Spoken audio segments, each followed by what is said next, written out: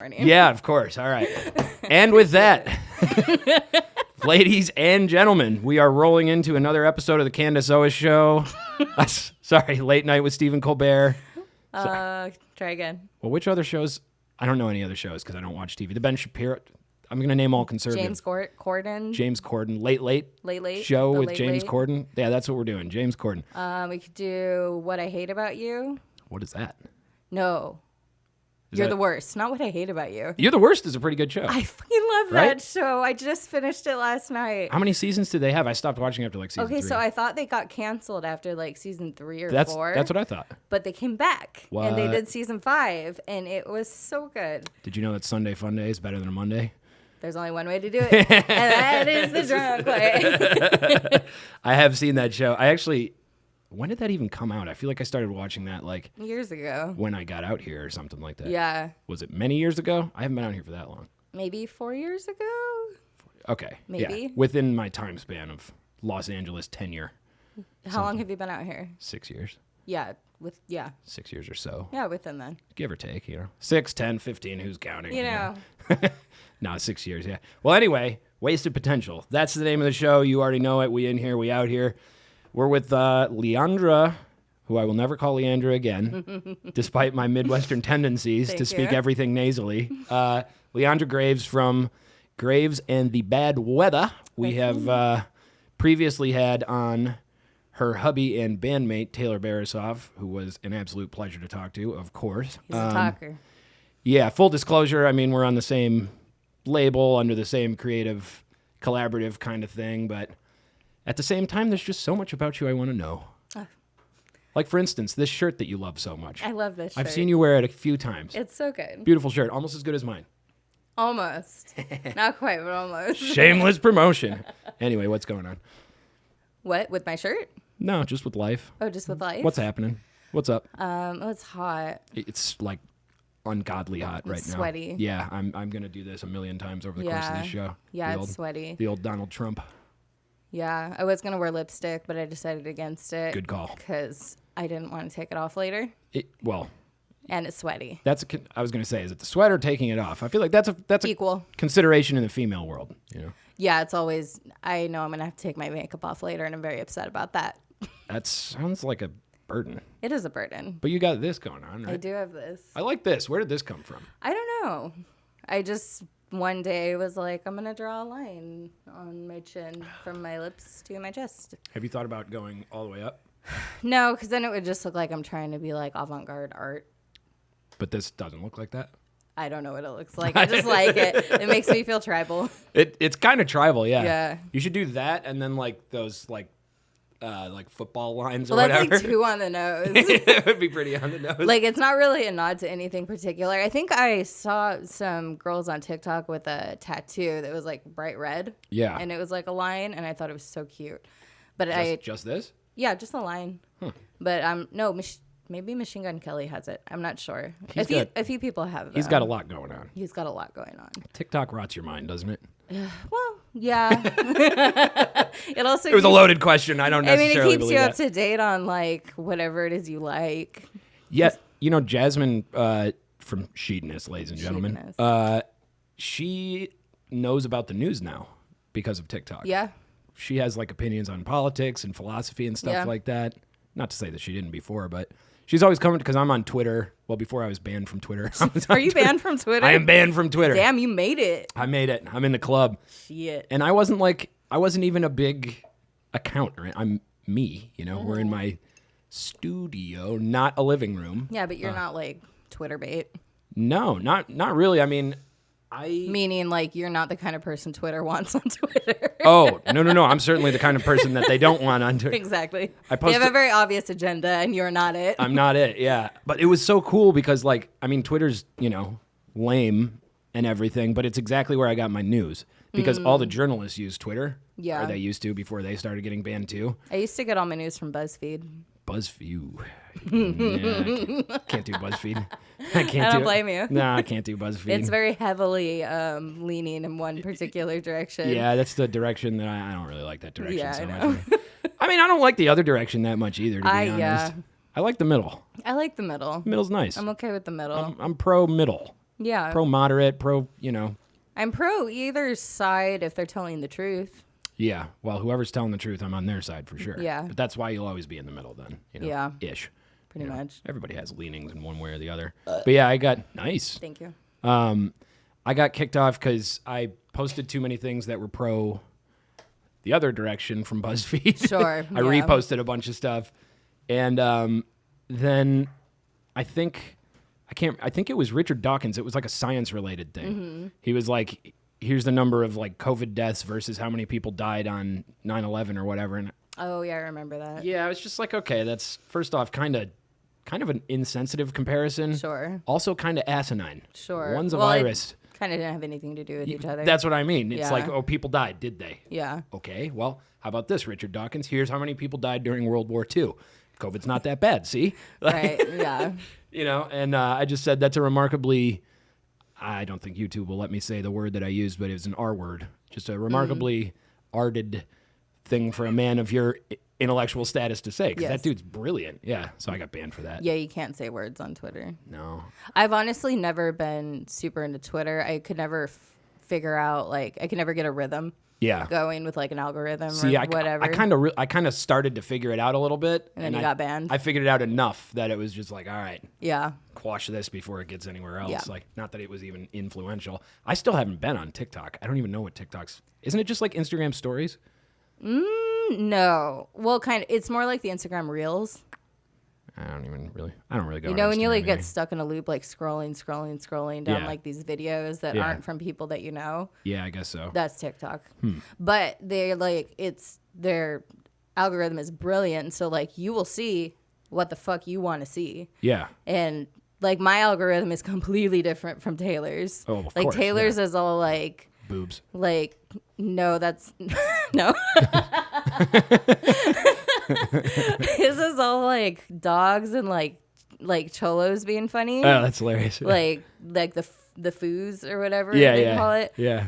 And Wait, the like foos? yeah, like fools without the L? yeah, but like, what's up, fool? You Oh, know yeah, what yeah, I mean? yeah. But like, they make skits, and Okay, like, yeah. it's funny, you know. And Sounds like you're being generous there. it's okay. It's not my thing. Yeah, right. Mine is all like mental health stuff or like sarcastic mental health stuff, Yeah, yeah. and disturbing movie lists Oh. and disturbing book lists. Are you one of these two? My girlfriend is, am. every time I see her watching TV, it's like Upsetting. very distressing because Yes. it's like real life stuff and then the killer went Yeah. into the young Oh, girl's like house. true crime. Yeah, like Yeah. but like not the show, like documentaries Yeah. about like mass murderers and rapists and all Yeah. this. What the hell is wrong with you? Are you into that kind of shit? Yes. Why? Don't know. Is it a female thing? Maybe. I think it's also an anxiety thing. So it's like, from what I've heard, is if you're brought up with trauma and you have like chronic anxiety, Yeah. watching things that are horrifying gives you control over your own anxiety. Jeez. So like you're feeling those feelings, but it's in a controlled environment and you're choosing to feel them, and you also know you're safe because it's a movie, you know what I mean, or a documentary. Yeah. So I've heard that's a theory. Also, morbid curiosity, probably. I was going to say, because I'm clinically anxious, and watching those just makes me more anxious. Yeah. Like that Bundy one, did you see that? The documentary or the Ted movie? Bundy. Yeah, it was like the 4-piece documentary or something No, like that. I haven't seen that one. Jess got me to watch that, and she's all into it. Yeah. And then we smoked a little bit, and I just like, Well, that was your yeah, mistake. I just like, You got to be sober. yeah. They're also it's a psychological investigation, As I so yeah, right. Well, cheers to that. I mean, I was drinking too, but there was no amount of drink that I could do to get out of, because they're basically what they're doing is like, what's it like to be Ted Bundy? Yes. So you're going in his head. So the Yes. whole time I'm just like, I don't want to be Well, in this guy's wouldn't, head. Wouldn't you want to know though? I'm curious about like it. how? I'm curious about it, but it's such I guess an evil act, to use the word. Oh yeah. It's so over the top insane. Yeah. And evil. And the more horrifying part is kind of like the American Psycho part where he's like getting away with it. And he's got women showing up to his trial going, free Ted and all this stuff. Because he was he's handsome. Yeah, and he was just the whole time. Charismatic. Total sociopath. But that is completely fascinating as someone. Super fascinating.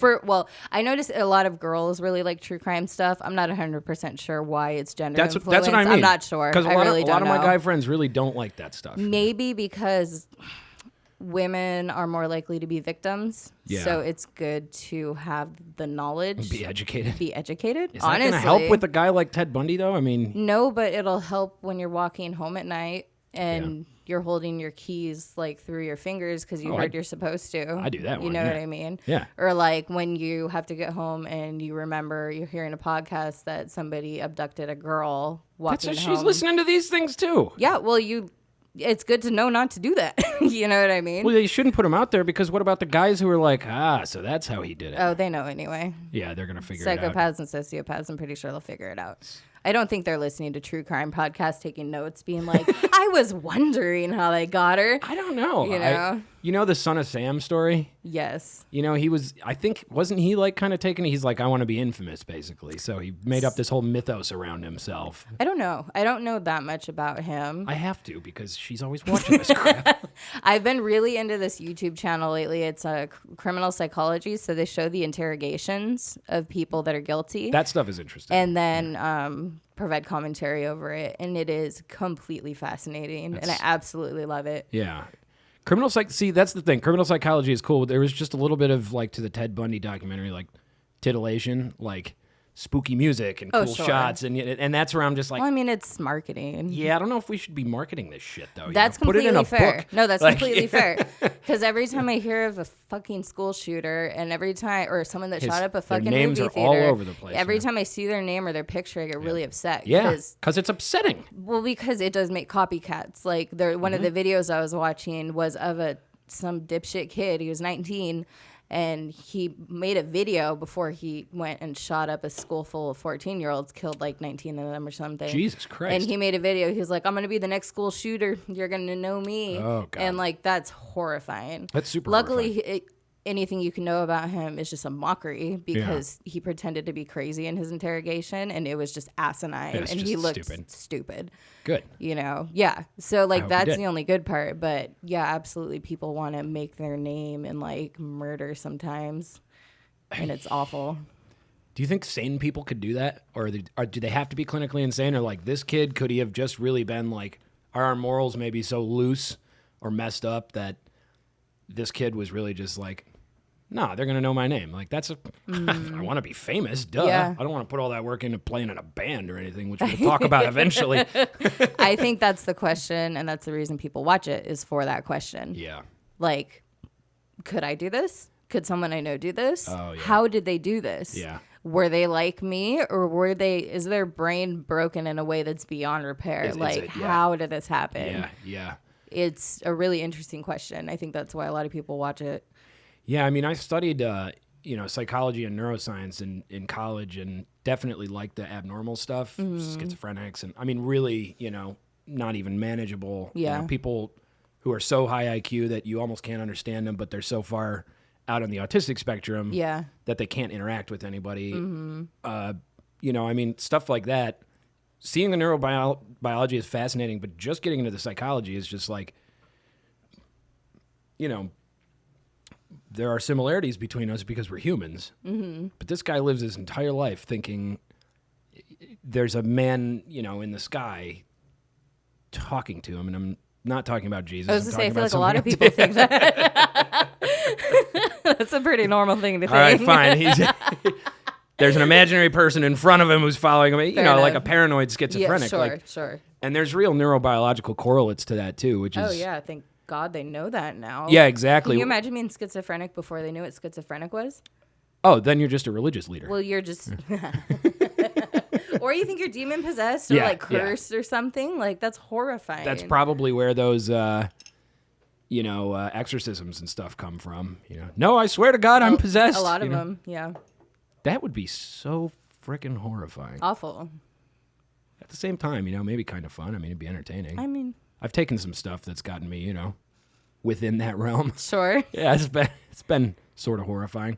Well, I know at the beginning, when I first started depersonalizing or dissociating by accident, when I was in my early 20s, I thought I may be cursed or like going that's crazy. a symptom of what? Anxiety, I think, or trauma, maybe. Dissociating, though, really dissociating. I mean, Yeah. So, like, I would feel like I wasn't in my body, kind of a thing. right. Yeah. So, I don't know. Some people say it's a trauma response. Some people say it's due to anxiety. I was working out a lot at the time and not meditating, and I'm already prone to anxiety. I'm not sure exactly what caused it, but I broke for whatever reason in my early 20s. Was it like a psychotic break? No, it wasn't a psychotic break because I was still able to kind of function, but like every day, all day for at least a year, I felt like I was like not in my body. Like everything looked like a movie. Yeah. You know, like my hands didn't look like my hands. Sometimes I would talk and I would freak out because it sounded like it was coming from outside of my head or whatever. Yeah. Yeah. So I didn't know what it was. So like I thought I was going genuinely crazy or it might be demons or something or whatever. Yeah. You know what I mean? So when I found out that there was actually a name to it or something, it was such a relief. Really? More of a relief when I found out how to fix it. I was going to say, because I went through something very similar at a very similar age. Yeah. It was probably a little more psychotic. It was also a little bit more drug fueled, I'm sure, in my case. Sure. But relating to, mental stuff. And it took me a very long time to go get help because I was convinced that I was going crazy. Mm-hmm. So I didn't want to go have somebody verify that. Mm-hmm. I was afraid that I might actually be insane. So I figured, okay, well, which is the dumbest possible response that you can give because you're just going to make it worse and worse and worse. Just go get some answers for yourself. I get that, though. You're trying to delay, like, your worst-case scenario. Yeah, exactly. But it's not actually delaying it. No. It's just making the problem worse and worse, and it's making it go on longer and longer. I mean, well, speaking of that, and, we've talked about this before. Feel free to get as comfortable or stop me if I'm crossing the lines. But obviously, a lot of... well, maybe not obvious to anybody listening or watching, but to me, we've talked about it before. A lot of your struggles with mental illness and trauma and stuff like that inform a lot of what you write about. Yeah. And that comes through in Graves and the Bad Weather's music. Mm. You do all the lyrics pretty much unedited by anyone else, right? Yeah. Does a band member ever go, yeah, I don't like that line. Do you ever go, yeah, well, I don't like you. I think you can go fuck yourself. Yes. It's usually Taylor. We have the guitarist here in the background. Yeah, it was a cheeky reference to him. Every once in a while, I'll recently actually, like during Riot, I would ask the guys to be like, okay, what do you think of these lyrics? Like, do you like them or not? Normally, they either like them or they don't. Yeah. But if they don't, what do you do? If I think they're right, I'll adjust. Okay. If I think they're wrong, then I won't. Tell them to go fuck themselves. Yeah. Because I had a problem with that for a while because I'm a lyricist and songwriter too. Yeah. And I really, I would, especially when you put a lot of work into them and it's your baby, it's a part of yourself, and you get, it is an extension of yourself. It's capturing a moment in time, isn't it? A song. Yeah. And I've had to learn not to be married to my first drafts. It's very difficult. Yeah, you really got to learn that. Very difficult. It took me forever. Same. And like with lyrics especially, I learned to keep them a little more ambiguous. And then I just learned, fuck it, I'm hitting the nail on the head. I don't care. Yeah. Tell me if it's bad. I would rather know now than know later. Yeah. Especially like, because I'll get heated sometimes when we're writing with the absurd and just like, Same. Fuck you. You don't know shit about lyrics. Why don't you write a song then? Yeah. Yeah. My question, well, okay, so if one of my band members has like an objection to something, they have to have a reason. Yeah. You know what I mean? I'll be like, okay, well, what would you rather me do? And if they have an answer, then we can talk about it, blah, blah, blah. There's no solution. If there's no answer, then I'm like, well, what do you want me to do? So what are you complaining about? Do you have a reason for your complaint, or do you just not like it for... you don't know why. Yeah. And that's when I get frustrated. So I'm like, well, come on. Yeah. Give me something better. Give me something. Than you replace it or Taylor. Well, I did. Love you. He's over there like, I was like, what'd I do? Fuck y'all. I can't imagine being in a band with my significant other. It's hilarious sometimes. Hilarious wouldn't have been the word I would have gone with. But if you see it that way, that means you're qualified to do it. Yeah, you know? I guess. I would kill her. Yeah, we fight. I would never kill anyone or a woman, but Sure. I would kill her. Sure, yeah. Psychologically.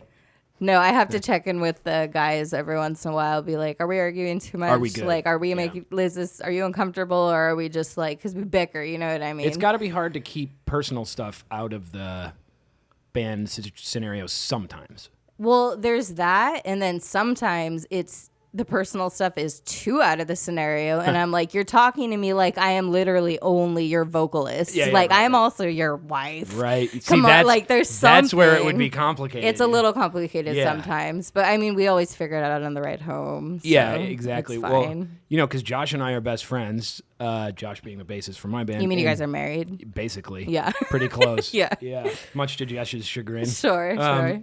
She's the mistress. Yeah, well, you got to have a side bitch. You got to do it. I'm sorry, Jess. But, you a lot of times we'll get into an argument or something, and, he'll usually be like, dude, what the, you're being a fucking dick. And I'm just like, hey, man, I'm here for the song. I am not here for your fucking feelings. and hey, look, that might be true, and I might even be right. But that's not always the best way to go about things. Yeah, no, It's like, okay, if I'm really here for the song, and if I'm really here to like serve something, God damn it, Connor, can't get 10 minutes in the way. It's more of a parlor than an apartment. Yeah, it's a party. Excuse me, a studio. It's a party. It is. But it's like, okay, so if I really wanted to serve the song, wouldn't I be patient? Wouldn't I kind of zen out? Because the best way to get what I want out of this song, I don't have it. Yeah. Patience. No, none of that. It's so hard. I would need to meditate a lot more to It's so hard to be patient. I don't have it. Sometimes I'll do it. Yeah. I make myself do it Be because patient. I've been alive for a long time. Yeah. Well, long enough. Well, not to mention a wife to that, And married bear. for a while, So, yeah, I've learned to try and not react on my first emotion, which is usually panic, which translates as anger. Yeah. You know what I mean? And Is that true? Is that because of anxiety or other things, or is that just how you tend to? I don't know. Yeah. I'm not sure. It's probably like a worry thing. Like I'll Is it hear like a fear of confrontation? Or? No, no. No. I was going to say, you don't seem to have a fear No. of confrontation, but panic is a weird first response. No. Well, yeah, it's like I get nervous. Yeah. And if I hear a bad idea, my first reaction is to be like, no, Yeah. that's shit. No, don't do that. Don't do that. Mine too. But yeah. I've had to like learn to be like, okay, you hear a bad idea. Okay, well, why do you want that? You know what I mean? And then listen Also, you mean and be like, you've wizened up. I'm trying. Yeah. I'm trying.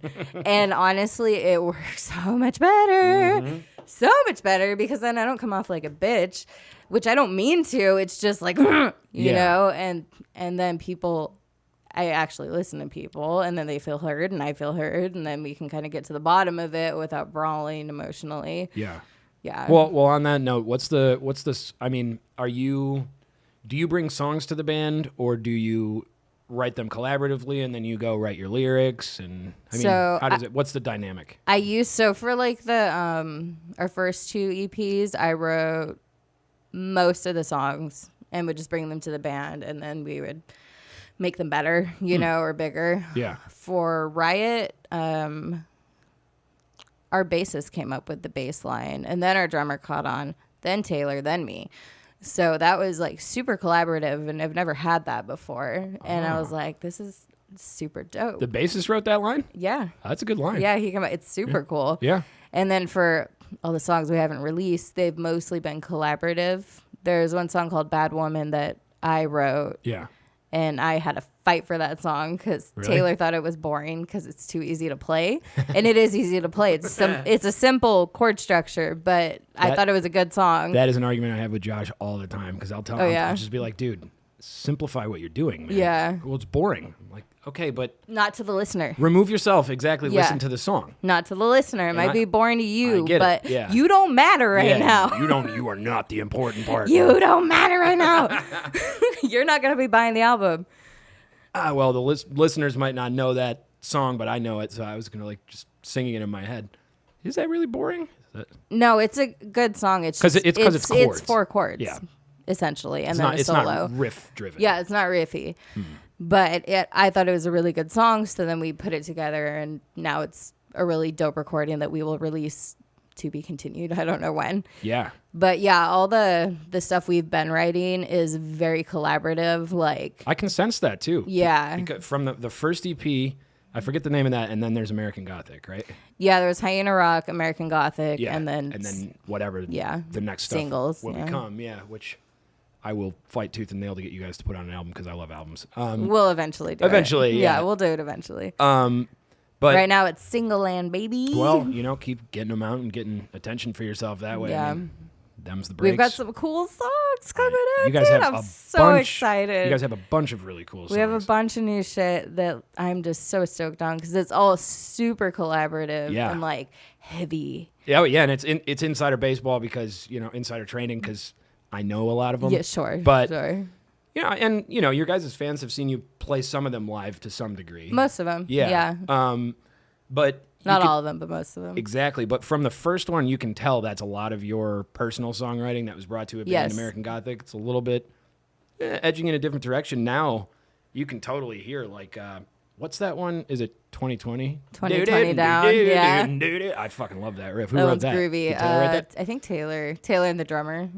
That's a really good riff. Sean. That's like probably my favorite riff. Really? Okay. I love that riff. Yeah, a lot. It's fun. It's hella fun. It's like super dancey. And I will forever forget the drummer's name because Sean. we're never drunk together because he is sober. Yeah. He is full sober. But yeah, his drum part on that kills. It's Dude, so cool. he kills on everything. It's so cool.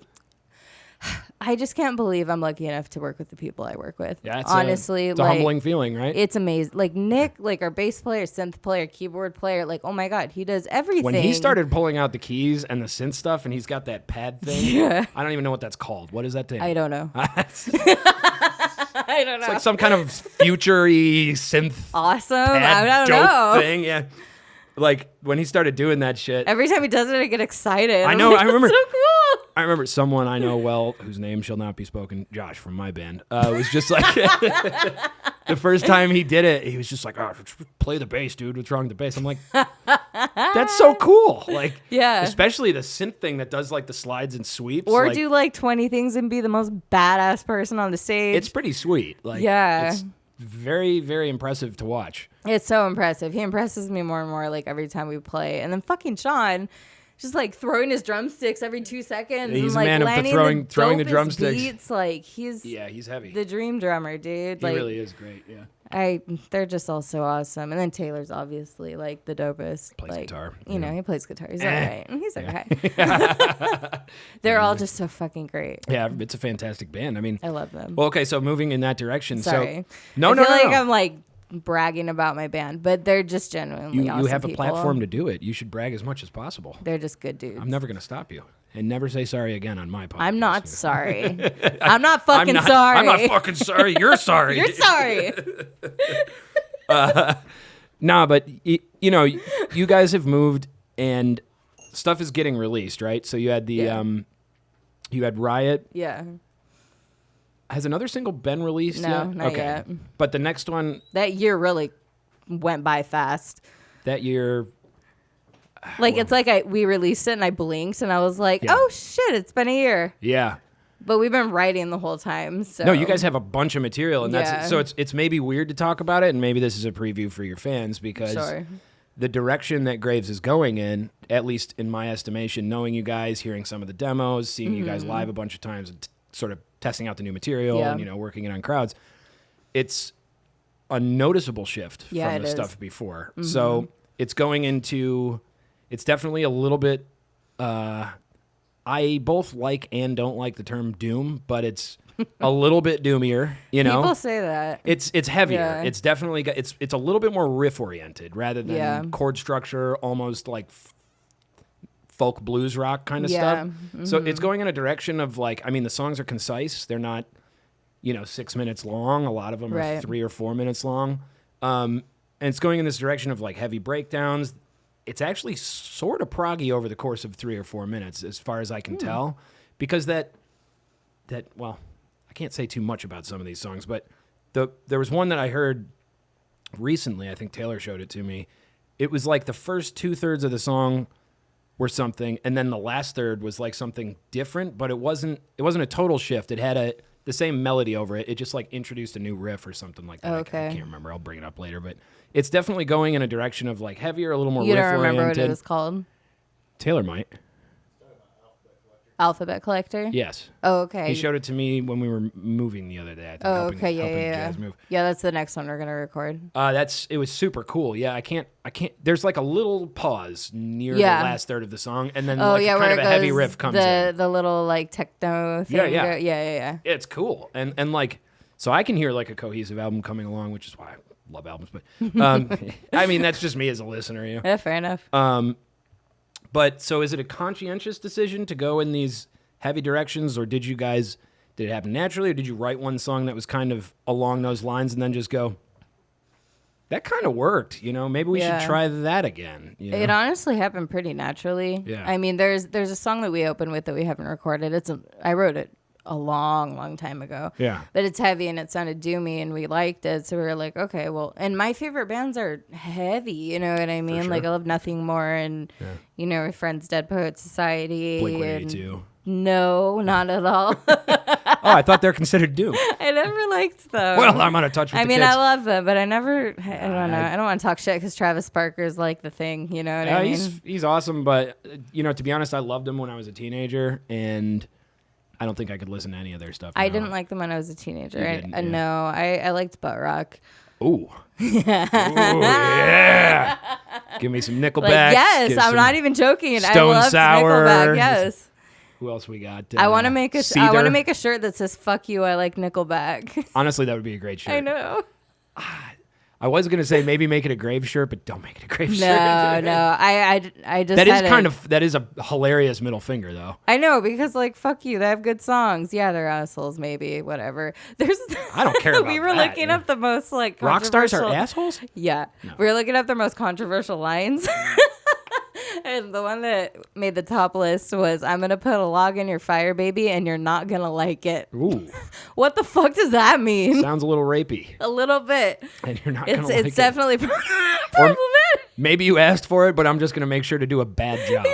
Like, that's the charitable interpretation. It's going to last 2 seconds, and you're going to be sad. Yeah, you're going to hate me after this. Like the weirdest. To show my power. The weirdest. I remember I found out about Nickelback, like... Before that, never made it as a wise man. Oh, that couldn't was cut it as a jam, poor man dude. stealing. That was the jam. Admittedly, that's a pretty good song. It's a great song. Yeah, great. It's a great song. It's good. I don't even care. No, I don't even care either. I don't even care. I don't care even more. Well, I care less. I cared more. No, I care less than you. Fuck you, I like Nickelback. No, the song that I heard first from Nickelback was Animals. I'm never going to quit. There's nothing wrong with it. Just acting like we're animals. Yeah, you know the song. Yeah, I do. Anyway, so... The reason I like Nickelback is because it was one of the first... Okay, so I was raised really, really, really conservatively. I'm not asking you to give this defense. I'm giving you a defense. Publicly. I'm publicly defending my taste in music. No, specifically your appreciation of Nickelback. My appreciation of Nickelback. I was raised very conservatively. I was only allowed to listen to Christian music. Yeah. Some of it was good. A lot of it wasn't. My dad one day came home with 2 CDs. He came home with Linkin Park. He came home with Nickelback. I took Nickelback. I was 13. After being only allowed to listen to Christian music? I don't fucking know. I don't know. I don't understand them. Fair enough.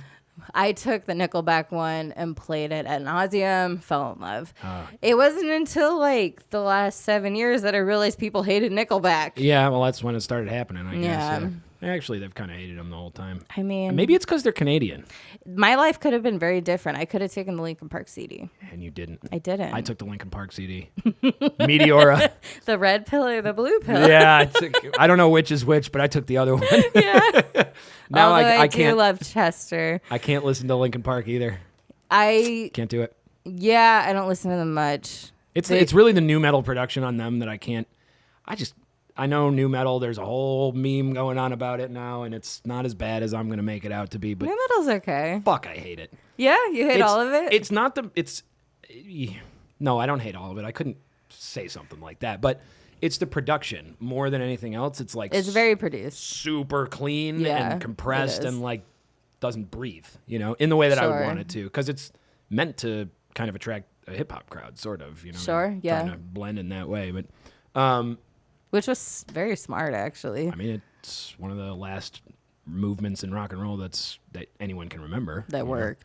Yeah. Well, except for Greta Van Fleet. Oh, yeah. What a great band they Or are. no way, that's because they just redid Led Zeppelin. Yeah, no, that's what Yeah. they did. At least Nickelback Oh, sounds damn it. Now we can never open for them. Greta Van Fleet. Yeah, because now I publicly talk shit. Oh, man. I love them. Yeah. No, I mean, I love them don't. too. Oh, they're my favorite. No, they're wanna my open favorite for too. them. I want to open for them. They're the only band I want to open They're for. fucking amazing. I can't even think of another one. I just like... If it was a choice they between... sound just like one of my favorite bands. That's why I love them so much. Same. They're like the 'cause same thing. It's like looking in the fucking mirror. one of my favorite bands is dead now. So Yeah, exactly. So now we have Greta Van Fleet. So now we have Greta Van Fleet. If it was a choice who between I love opening to open for. between Greta Van Fleet and Nickelback, Greta Van Fleet all day. I mean, honestly, yes. Yeah, definitely. And that's not even me being sarcastic. Honestly, yes. Well, you'd probably tap into more new rock fans with them. You are fair. I know they went on tour with Dorothy, and I like Dorothy a whole lot. I don't actually really know Dorothy. I know the name. She's a bad bitch. Oh, she's her. She's not a band. They're not a band. That's Well, just yeah, it's a her. chick named Dorothy. It's her, but it's rock music. Is it butt rock? Well, like modern rock. If it's not butt rock. More I like don't- sinky rock. I don't like it. It's good. What else do you like?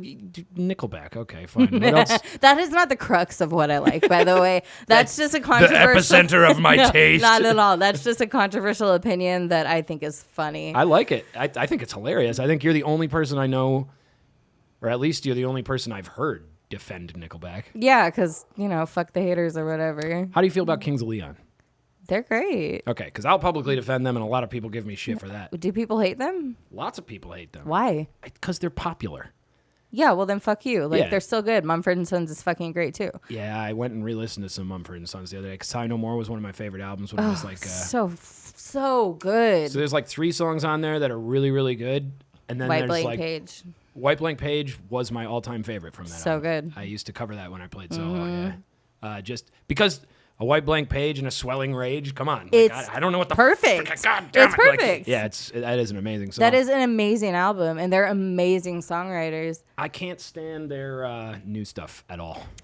Did you listen to the South African? The South African stuff? album? That's kind of cool. It's super cool, dude. Yeah, I was just kind of like, okay. Oh, I loved it. Yeah, it was like Paul Simon did it.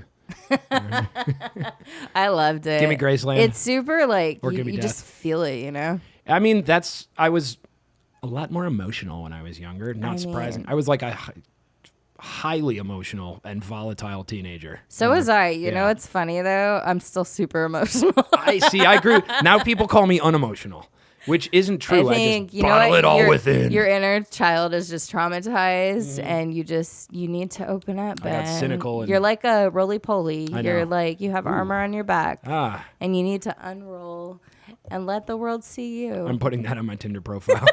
I'm like a roly poly. like a roly poly. Oh boy, what a catch this guy is. He rolls around. Yeah, come on. One of the cutest bugs. I mean, to be fair, like ladybugs obviously are cuter. Ladybugs would be my pick. I I mean- also don't like bugs. I've heard they smell really bad when they're dead. Ladybugs? Yeah. Yeah, they emit a horrible odor. Do they? Yeah. I've never been around a lot of dead ladybugs. Oh. But I've Me heard if neither. you're around like a shit ton of dead ladybugs, like they smell really bad. They kind of smell bad when they're alive. They emit something. I I don't know if usually it's don't sniff ladybugs. Do you sniff ladybugs? all the time. Okay. Whenever I get the opportunity. Does it do something for you? I don't want to say yes because now I feel like I'm being put on the spot. You are. No. Well, this is your podcast. Are you not in control anymore? No, I've lost. No one's driving the ship. Oh no. We're in deep waters. We're Like off the that rails. time we almost burned a house That down. was so no much- one's in control. That was so much goddamn fun, man. Yo. Oh my God. Every time that night, every time I went to the bathroom, I came out to something traumatizing That's happening. That's why I I ended was up like, having damn, like my bladder is like protecting me right now. Seriously, I had like a panic attack at the. For I like know, you 2 poor hours. I was just dude. like, I felt God. so bad. Yeah, like, Those I are so bad. I ingested some things. So, I mean, of course. My fault. But, it was bad timing. That was what it was. It's like I took them, then a bunch of things happened. Yeah. So my stress response kicked in and was just like, nah, we're not dealing with the drugs that you definitely took right then. Yeah. But and as then soon when as it all was subsided, over, yeah, it was just like, it's like okay. oh my God, I'm going to die. All right, I think I'm having a heart attack. Yeah. I'm going to die. The last panic attack I've had before that was like 9 years ago. No shit. Yeah, that's why I was like, oh, well, this is the end. This is a heart attack. Yeah. I forgot how to deal with panic attacks. Yeah, no, I understand Because that. I used to have like the panic disorder thing and the anxiety and like Yeah. just deal with all that and like the and you first- have your regimen of like what you do yeah, when you it's gotta, happening. you breathe and Breathe, you go ground outside, get some yourself, fresh air, yeah. lay on the fucking flat surface, Yep. like, just tell yourself you're not dying, you're not dying, you're not dying. But it's been so long, and then you're like, I didn't remember. I'm dying. I got some aspirin. I was like, I've heard this is good for a heart attack. Did you really take Yeah, aspirin? absolutely. Oh, man, that's so sad. Absolutely, yeah. Well, I was taking a lot of stuff, I mean, I know. and it was like a 3-day bender, so it was bad. I was reading one of my old Instagram posts on the way over here. I don't know why. Yeah. And I was saying like, especially, well, I don't know, with any mental disorder, like when you're good for so long and then it happens again, Yeah. you forget Yep. how bad it feels. So you're like, oh, this is the worst I've ever felt. Yep. But then Yep. you're like, no, it's not. Yeah. No. No, it's not. Oh no, I've been real And close to the bottom. Yeah, and I got out of it, so we can get out of it this time. Yeah, but absolutely. Like, it strikes you like it's the first time you've ever been hit. It takes you a minute to kind of, oh right, that's what. Yeah. It's like it's like if you haven't ridden a bike or like I went skateboarding the other day. Yeah. I haven't skated Why? in 10 years because I used to skate. Like You're gonna break something. Yeah, I know. I skated for like 9 straight years. I was really good. Yeah, but you're old now. No, I know. But it's a joyride, Do a couple Sure. kick flips and some ollies and just stupid, easy bullshit. And Say easy. I can barely stand up on a skateboard. yeah. I mean, some days I find it hard to stand up at all. So That's fair. but yeah, I went and it was just like, oh shit, But it slowly it kind of comes. Oh right, that's how you do that. That's how yeah, you the do that. muscle memory kicks in. And it was the same thing. Like I know with like episodes of depression, like the last real bad one I had was like 10 years ago. Because at a certain point, I just started, okay, now you can kind of see like an episode coming. So you're like, okay, this is what I'm going to do. Like I'm going to lay off on the, what do you do drugs, when whatever. you see depression coming? I try to institute a little bit more routine into my life. I just kind of have to. And also I have to do some things that are like mentally? Yep. Mentically. Beautiful. Beautiful. That are like not necessarily mentally challenging, but different. It just has to be like something. switching up your routine. Yep. Yeah. And then kind of getting a new one. And like, because I have to kind of keep my brain off the fact that like there's this looming kind of. Sure. Yeah. And then like, stay away from drugs and stuff. Definitely be sure to exercise. Yeah. Like, eat healthy. Just the normal Dude, that's stuff so important. that I should be doing. Yeah. And it's like something you don't want to do. No, because it takes work. Oh, it takes so much work. Yeah, but it works. It works like a charm. Like hell. It really does. Yeah. Ugh. Yeah. I mean, it sucks because, it kind of reminds you of, oh, I've been neglecting myself. And then you start to make the association. Maybe this episode's coming on because I've been neglecting myself. Yep. Oh my God. Oh my God. Maybe, it's my fault. Yeah. Maybe now I can make some like positive changes moving Yeah. forward. And like gradually the periods between those depressions gets longer and longer, Yep. I do it with my OCD. Like, Yeah. I won't do the exposures that I need to do because one, they're fucking awful. Exposure They're therapy? horrible. Yeah. Exposure therapy's got to be terrifying. It's awful. Yeah. But it works. That's the problem. Yep. It works. No, I know. Yeah. So like I'll go through a bad like bout of like OCD brain and then like I'll do the exposures. Is that a do the cyclical? exposures. Is it cyclical? For me it is. Yeah. But yeah, I mean for everyone, with OCD, I mean you have to do the exposures or else your brain gets stuck on the thoughts. Oh, know yeah, what you I obsess. mean? You obsess. Yeah, you obsess. And then you do yeah. compulsions to make yourself feel better. And like the compulsions can literally be something so much as like, am I a bad person? Check. No, I'm not. No, I'm not. But that's a compulsion. The checking is a compulsion. So like you have to be like, am I a bad person? Maybe I am, maybe I'm not. Huh. sit with the anxious feeling and move just on. just let it be. Let it be awful, you know? Yeah. And like, so I'll do the, whatever the theme is, because the themes fucking switch. Because it's like, I love like the movie It and the book It so much because Pennywise reminds me of OCD. Like he changes his face to whatever's scaring you at the moment. Yeah, and yeah. the more you stare him down, the more he goes away. Like it's exactly like that. Yeah. You know, so it's ridiculous, but Manifestation of fear. oh, it's awful. But and like it's also like a physical brain thing. Like you can't get your brain out of it. Yep. It's weird. Oh, I remember. Yeah, it's really Vividly. really weird. So like, but I'll get myself in a good spot, and then I'll be like, okay, I'm good. I don't have to do exposures anymore. And then like I'm in that spot right now. Actually, we're like 4 months down the line. That's You're what- like, that's what I'm oh my saying. god, I feel like I'm a bad dude again, or Life- I don't love anyone, or Life maybe is work. maybe I want to hurt people. You know what I mean? Life is work and work It's is life. work. And now I'm having to do the exposures again, and because I Yeah. haven't done them in so long, they fucking hurt. Yep. You know, like. That's the problem is every time you get to, you know, even just with, this is a much more mild example, but just with exercise, like for the last, you know, month, I got to a place before that where I was just like, man, I gained like a bunch of muscle. Like I'm feeling pretty good, you know, like I don't even, muscle gain isn't my goal, but I just do body weight. I don't do weight lifting. Well, or anything calisthenics like will like bulk you up quick. apparently. Oh yeah. Yeah, and I gained quick too. Yeah. So it's like, oh, cool. You know, I feel great. Like I can afford. Look at me. I can afford today off, and then I can afford Tomorrow, and then I can afford the next day. And now I can't remember what my fucking routine was. Yep. And so I just started getting back into And it. then all of a sudden you've lost all your muscle. Yes, and and you it's have to start all converted to over. fat. Yep. Yeah, and like, and oh man, now I'm going back to my old routine. I'm like, I can do about 70% of that at best. Like, Yeah.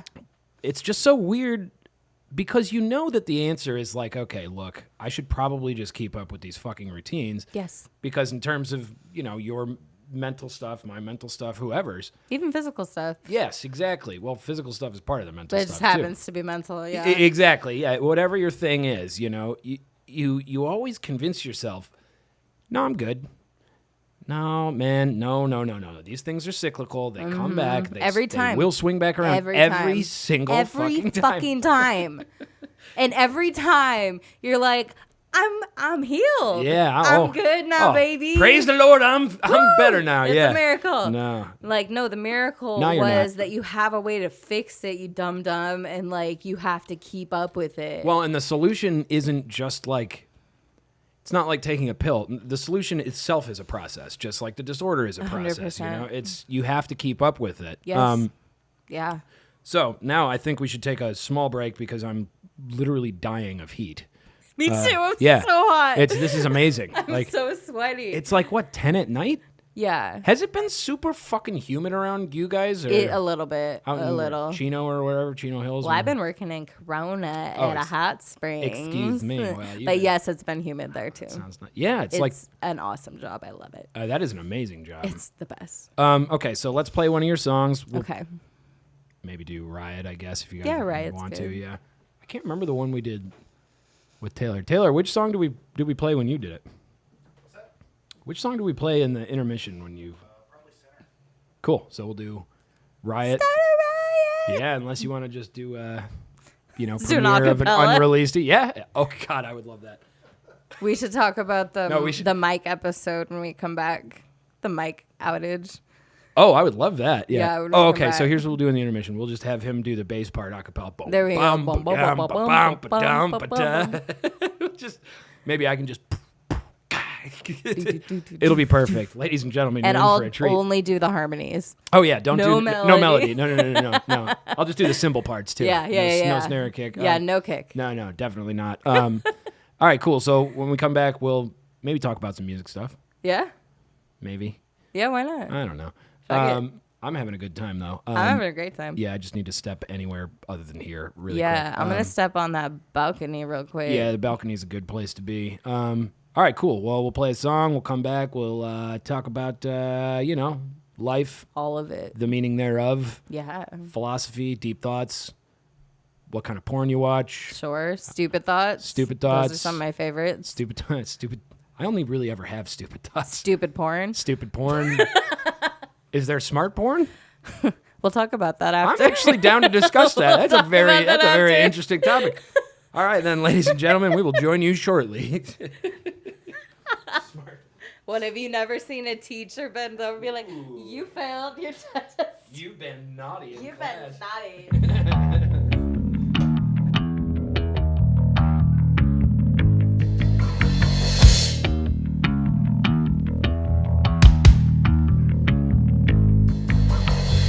I can't help myself as you died in the summer, and you lose your breath as you cry for your mother.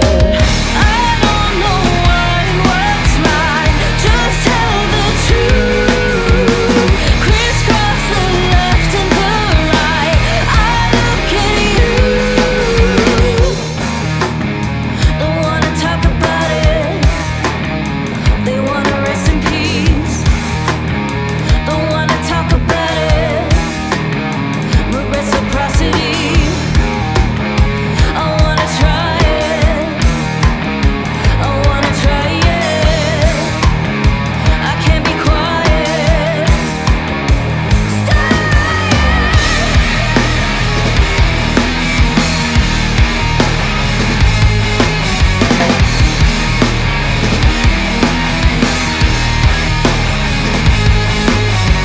I can see dead lights as my head's underwater, and they feed us lies like a lamb to the slaughter. I don't know what's right, just tell the truth. Crisscross the left and the right, I look at you. Don't wanna talk about it. They wanna rest in peace. Don't wanna talk about it. Reciprocity, I wanna try it. I wanna try it. I can't be quiet. Stay.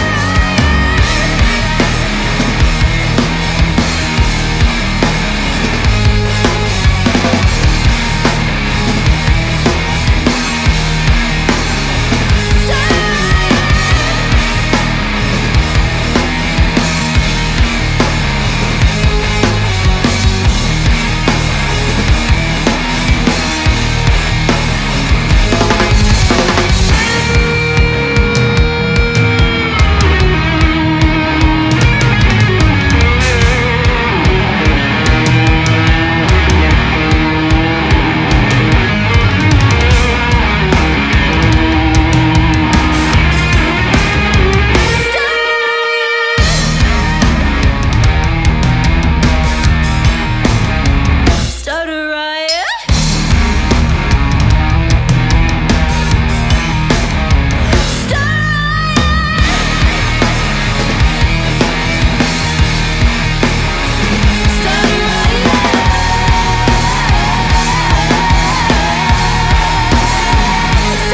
Start a Or a meander. Yeah, you just kind of limp along.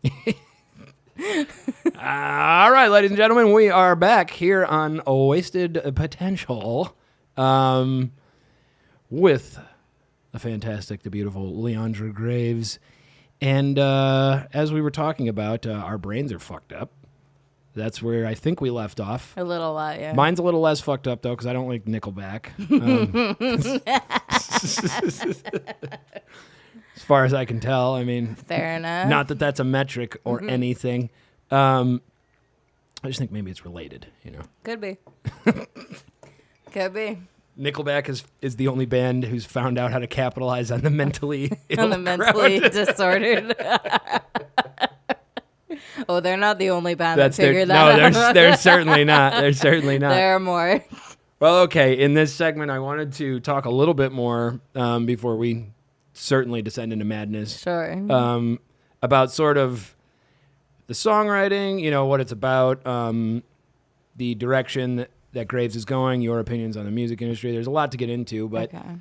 following on with the mental disorder kind of stuff, I know that a lot of your lyrics are not only about struggles with trauma and mental disorder. Is disorder the right term to use? Yeah, I guess OCD is considered a disorder. Yeah. I think depression might be a mental illness. I'm not sure what Yeah. is which. I never know which, I'm if not there's like a sure. better term to use than the other one. It's not that there's a better one. I just think Yeah. that they're different, but I don't know why. As far as I know, they're the same, but I could be wrong. I think they about might be that. the same. Yeah. I mean, I do. In fact, I spent tens of thousands of dollars in I was college gonna to say, know. you should know. You I should don't have know where the answer. PC standards are now, and I don't want to. I just don't want to offend. You know, I don't. You know. Mental. No, I can't say that one. No, you cannot No, say I cannot. that I one. can't say that one. Okay, that's 86 from the internet. But Already I was like banned from right Twitter. about to. Yeah, Twitter Yeah, already banned can't me say for that. that. Yeah. But one thing, Taylor, my dear, would you be willing to close that door there? Yeah. Thank you. My dear. Taylor, my dear. My dear Taylor. My dear Taylor. My dear. My dear. No, not that one. My Not that one. dearest. That'll keep it cool in here. Just that one. Yeah. No, you want to keep the sliding door open for as long as possible because good God, it's hot in here. Yo. My hair went up the second we went on break. What? Yeah, So so many many doors. rooms. So in many this street, rooms. yes. You're just so well off. I don't know why you're moving. Darling, why would you ever leave? Why would you ever leave? This sprawling, Anyway, yeah, ha ha ha. But well, I know when I was talking with Taylor before the lockdown, you guys were gonna do this tour affiliated with some mental health group. I can't remember the Yes, group. Do you guys yeah. still have an association with them? I don't think we do. Yeah. Do we, Taylor? It's a working relationship. Yeah. It's a working Yeah, relationship. without the ability to tour, we can still hit them up anytime and have their support and support their cause. Yeah. Yeah. So they support us. What were they s- called? Hope for the Day. Hope for the Day. I guess there was a controversy with them. I don't know what it was. Really? Yeah. Oh, I didn't know that. at Yeah, all. I guess Yeah. there was, but when we were working with them, there wasn't. And they're for mental health awareness and suicide prevention Yeah, awareness, right. So we were doing a series of shows based on that. So we would have like each singer of the band speak on their journey for mental health or whatever, and Right. then play their show as Yeah. they will. Well, and the idea behind that came from the fact that a lot of your lyrics are about your journey with it, Yeah, disorder or illness, I don't know what to call it, whatever it is. trauma, stuff like that. And also there's sort of at least in my opinion, there's either a transcendence or a desire to transcend those things, or sort of a message of positivity or hope. Maybe not like it's going to be okay. It's not cheesy like that. It's Yeah. just sort of what option do you have but to But hold to on. try, Yeah. just to hold on. No, really, when you hit that fucking note, it's really powerful, Here, real quick, Ben, I just want to kind of squash that. So the controversy that happened with Hope for the Day had to do with a member of their board and their personal actions, and not the organization as a whole. So Okay. Okay. So somebody for Hope for the Day did something. misstepped in But some the way. company is still stand up. Company. Okay, cool. Yeah, I was gonna say I had heard nothing about that. I so- honestly don't know anything Yeah. about it. I just know that something happened. But apparently that person's not affiliated with Hope for the Day anymore, so they're still a good company. Cool. Go to www.hopefortheday.org Org. /donate. I don't know. Support Hope for the Day. But I No, know you guys, they've been really good in working with us. And you giving guys us- were doing it yeah. in a sense because so do you deliberately kind of work that into the image of Graves, or is that's just what you tend to write about? Do you write about that stuff because that's what you like to write about, or you just go freedom of association and that's what ends up coming out? Is Freedom writing of Association? What's that? more unconscious, just kind of, put the Okay. pen to the paper, see, okay, found some rhymes, found some lines. You know, I would say for the first couple EPs, I would write whatever is on my heart, you know what I mean? Yeah. Which is usually when I'm going through stuff. Yes. So it's just what would come out. I would definitely, for the first Maybe mainly American Gothic. I would definitely try and make sure to put like, to not end a song in a negative note. You know what I mean? Like, life is shit and life is shit. You know, I didn't want to end songs like that because I view it, I like songwriting as a really heavy responsibility. You know what I mean? So I would want to leave people with a message is like, keep trying. You know what I mean? As I've grown and, you know, become more aware of like, the OCD was the most recent thing that I had to deal with. Yeah. I have become more mad, more angry. So I would say the songs that I'm writing now, I'm learning that you can just write a song about where you're at in the moment and let it be. And you don't have to force an ending. Not that I was forcing endings before, like it was what I wanted to do. Did you think that you were, and this is like from one songwriter or lyricist to another, did you think that you were doing that for the audience or for yourself? Like leaving the message of hope, like were you writing that as a mantra for yourself to, like I'm thinking of Hold On in specific. Yeah. And songs from that EP have a similar ethos to them. They do. Yeah.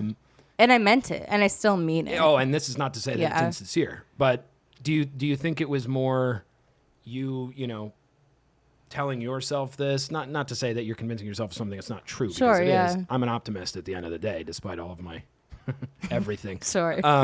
But I really am. I always think, you know, and either way, what choice do you have? Keep going. Keep trying to be better. You got to keep going. But was it a message thing, or was it, you know, sort of something that you were trying to work through in your head, I guess? I think it's both. Or both, yeah. Honestly, I think it was both. Because like Fighter, I wrote that before I felt like I was accomplishing anything. Yeah. You know what I mean? Like I was just like miss addiction or whatever. Like I don't happen to deal with drugs personally, but just other shit, you know? Yeah. And then the chorus, I was like, okay, I'm going to make this. I'm a fighter. And whenever I sing it, I feel it. You know what I mean? Because it is like a mantra. That's what I mean. Yeah. Yeah. So I would say that landed for me and the audience. Hold On. Probably the same for me and them. Yeah. I would say it's genuinely half and half. Yeah. You know, because like I said, I never want to leave someone. I never want people to listen to the music that I write and be in a worse spot because of it. Yeah. You know what I mean? Yeah. Like I just view it as a big responsibility, you know? But like I was saying, I'm starting to learn, and even in the way I listen to music, like some songs can just meet you where you're at, even if you're in a shitty spot. 100%. And that's okay. Mm-hmm.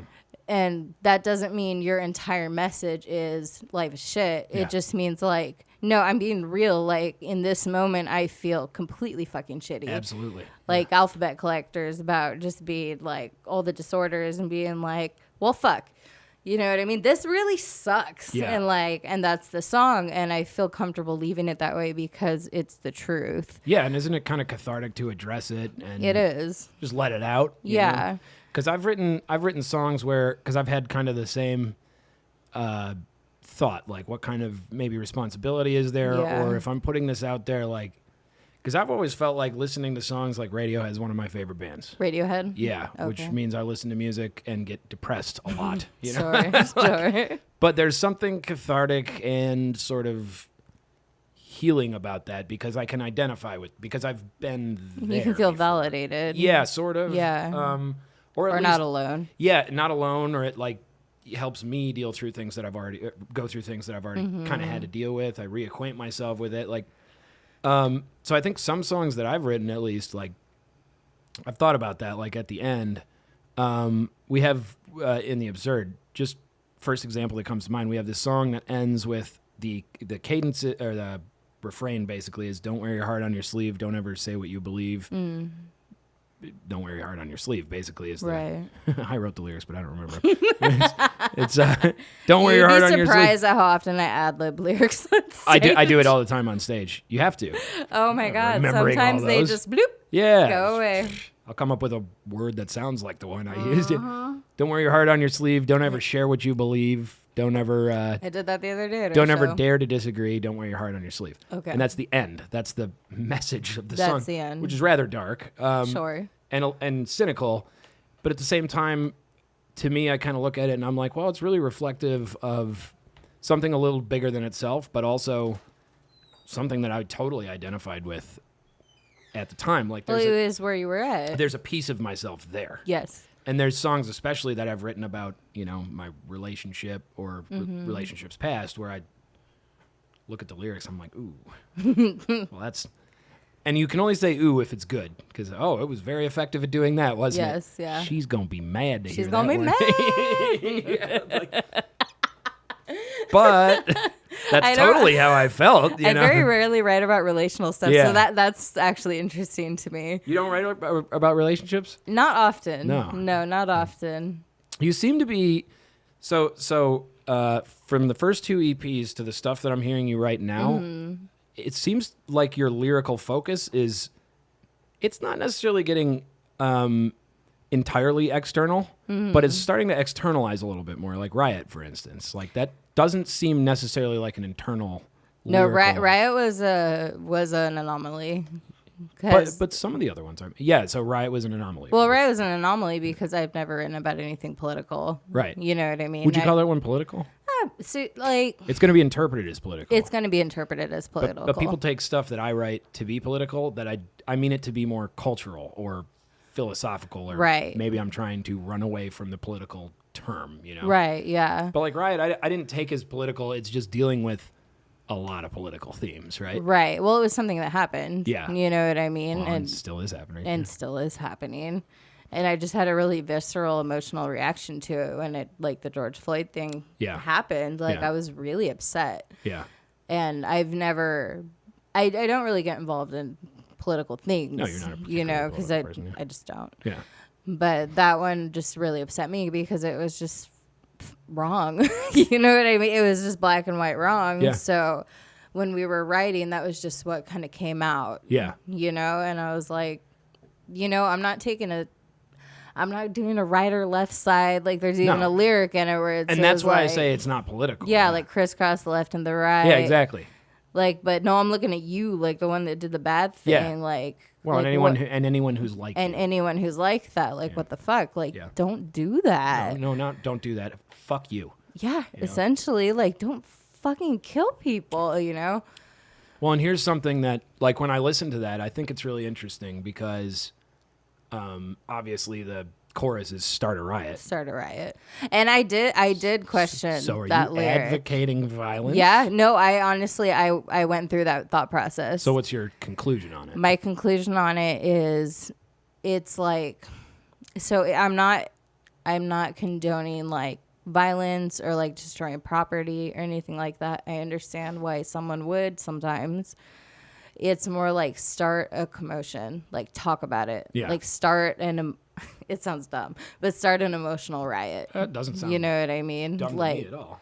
like start talking, start getting angry, start protesting, start doing something. Say I'm mad as hell. I'm mad and as I'm hell. not gonna take it anymore. Exactly. Yeah, exactly. That's exactly. 'Cause, So it's that thought went through my mind a lot, and I actually talked to the band about it, and I was like, because obviously I don't want to condone violence. I don't want to condone anyone hurting anyone, like, nothing like that. Yeah.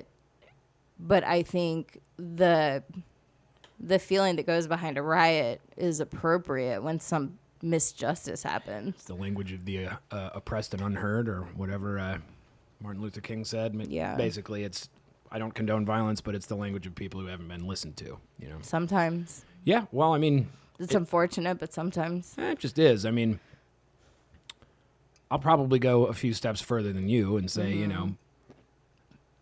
maybe not in this situation, maybe yes. I'm not taking a stance one way or the other, but there are situations in which I think, I probably can't say it on the internet, but, violence is maybe not the answer, but it's But understandable. maybe inevitable even, Yeah. which would be maybe one step beyond understandable.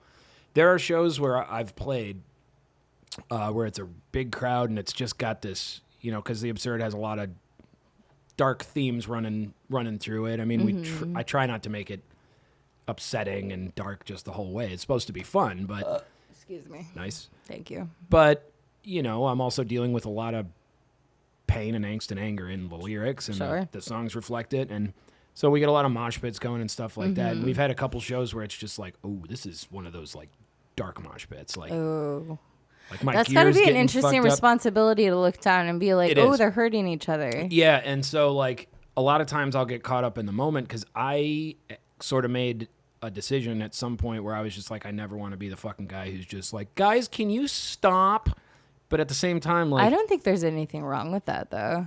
yeah, I Like mean, I went and saw Grandson play. I think it was last year. yeah, And he put on a fucking great show. You know, there are Yeah. people moshing and everything. I was up in the mezzanine, so Yeah. I was just watching everything from above.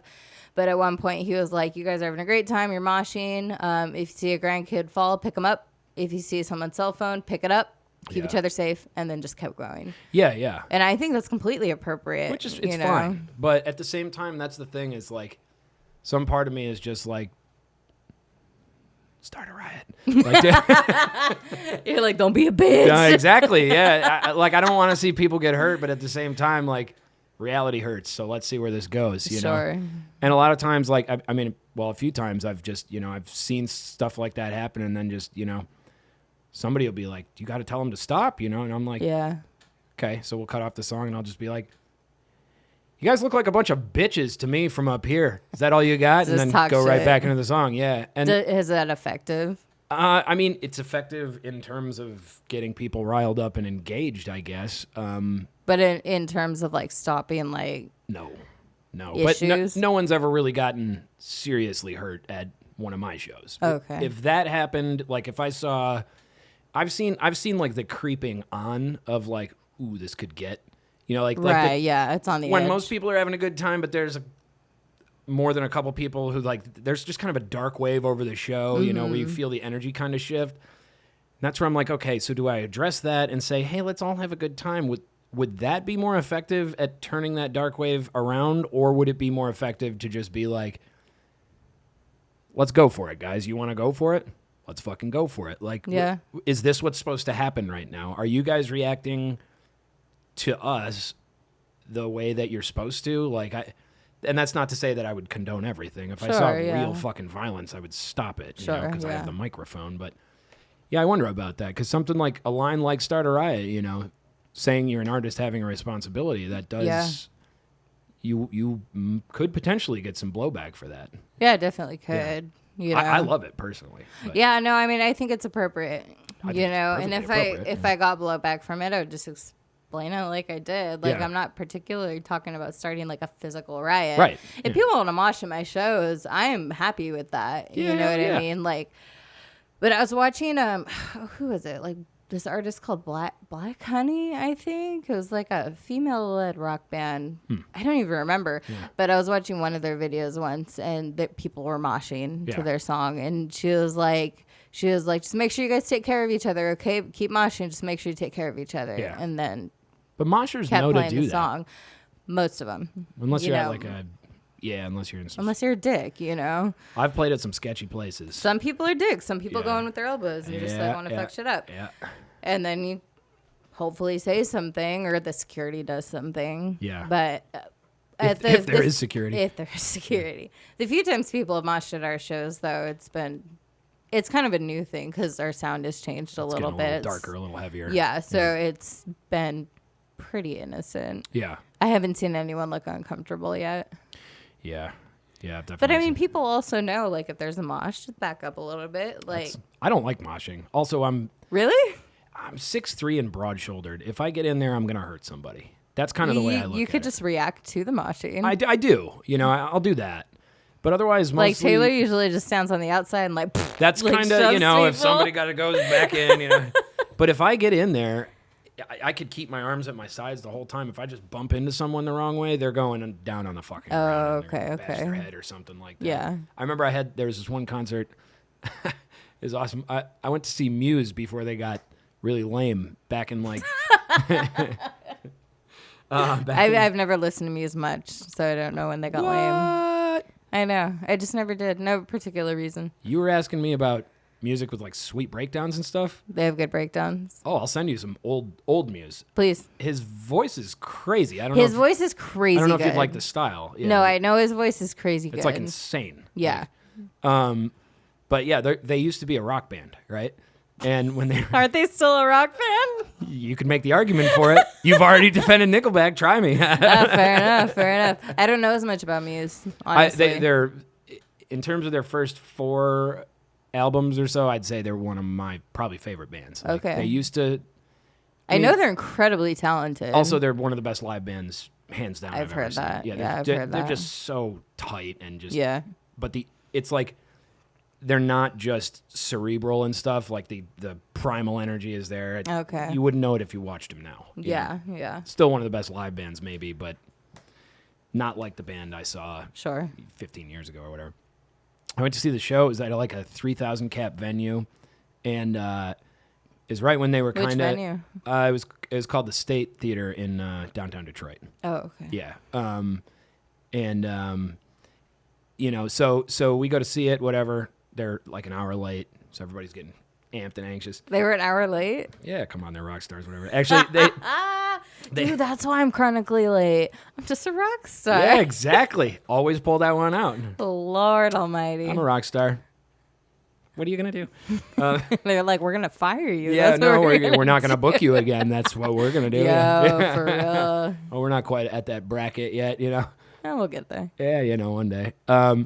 But so they're kind of just breaking in the United States. I mean, it's a 3,000 cap venue, and they're not doing stadiums and shit or anything. Did like they that do yet. stadiums now? Now they do. Now they're just one of the biggest bands in the world. Okay. You know? So, you know, we're waiting. Everyone's waiting. Whatever. I'm on the floor. And they finally come on, and the whole crowd just surges forward Sure. and starts jumping. And it's not really a mosh kind of band, but like it's high energy The stuff. energy's there, yeah. And so everyone surges forward, and I have no choice. I just get pushed from everyone behind Yeah. me. Woo! Yeah. There we go. And Tidal wave. this girl just goes down in front of me, and I'm Oh, like, oh no. my God, get up. And her friend's like, stop. To me, what are you doing? Stop. Why are you doing this? Stop. Why? And I'm like, no, help. Get up. I have no control Yo, dog, I'm over the not- my 1,000 feet people haven't behind me. moved. Yeah, like, I'm one of the biggest people here, and I can't stop this Yeah. crowd. Okay, you need to get up and go if you don't like Yeah. this. Like, and that's stuff Oh, like that's such that. a scary moment, though. It was kind of, you know, when you're in a crowd, like I'm kind of claustrophobic too. So, Sure. so I don't mind that kind of stuff. But when I see someone like that, I'm like, oh my God, like, No, that's frightening. look, I'll do this as long as I can, but this is Yeah. not going to last long. Yeah, so you need to get up It'll now. last maybe 2 minutes. Yeah, exactly. Well, if that, yeah. I mean, it was. That's what she said. Hey, come on. Not if she's with me. It's 30 seconds or less. Come on. Oh, poor Jet. Yeah. Well, I make it happen. I make a lot happen in those 30 seconds. You'd be surprised. Hey, come on. Never had any complaints so far. I know, don't believe that. 30 good seconds or 10 bad minutes. What is 10 bad minutes? What do you do in 10 minutes? It's so bad.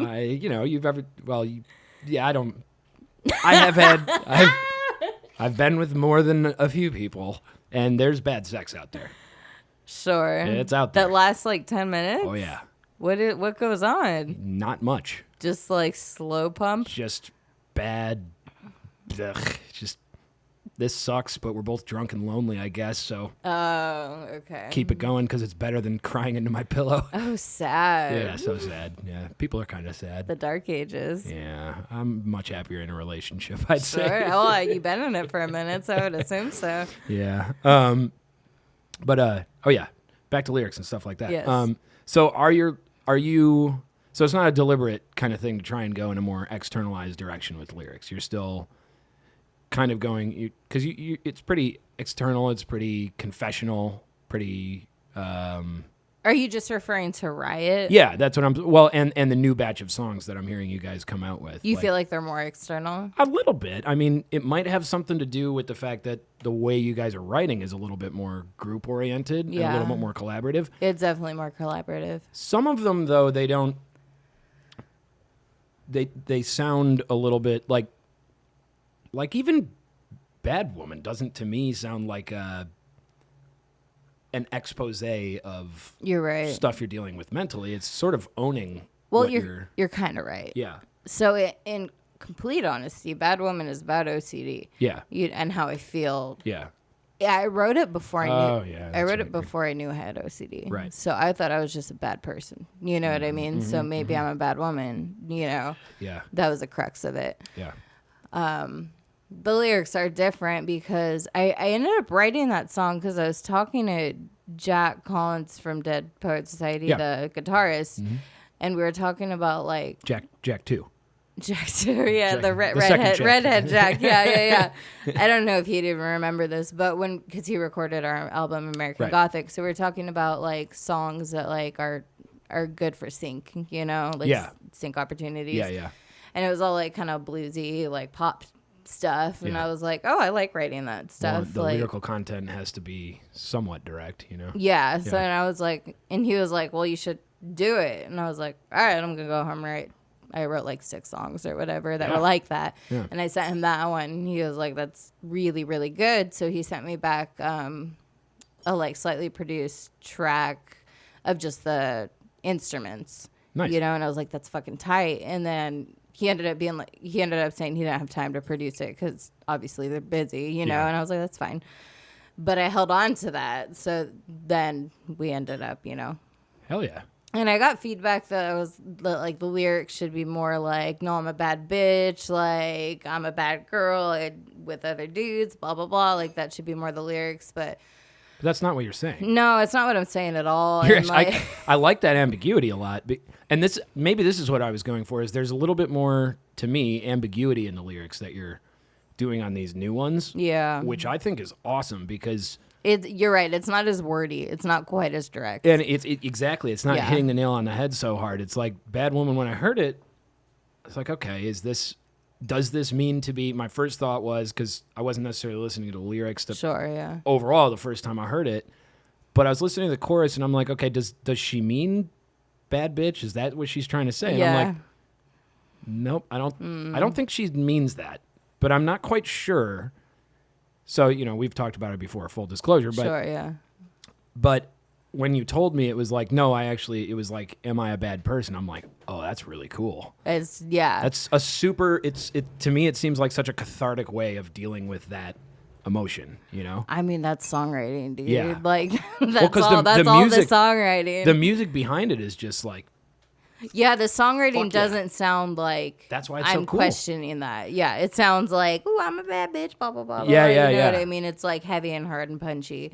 But yeah, I can't, I've noticed I can't compromise on the lyrical content. You No, know what I mean? never Like, even do if that. I'm writing something for like, oh, maybe I could pitch this to like a sync company or Sure. whatever. I'm like, I can't write something that's not true. No. And like, maybe someday I will, like, it from someone else's perspective. Yeah. Or whatever. Yeah. You know what I well, mean? if it makes you some money.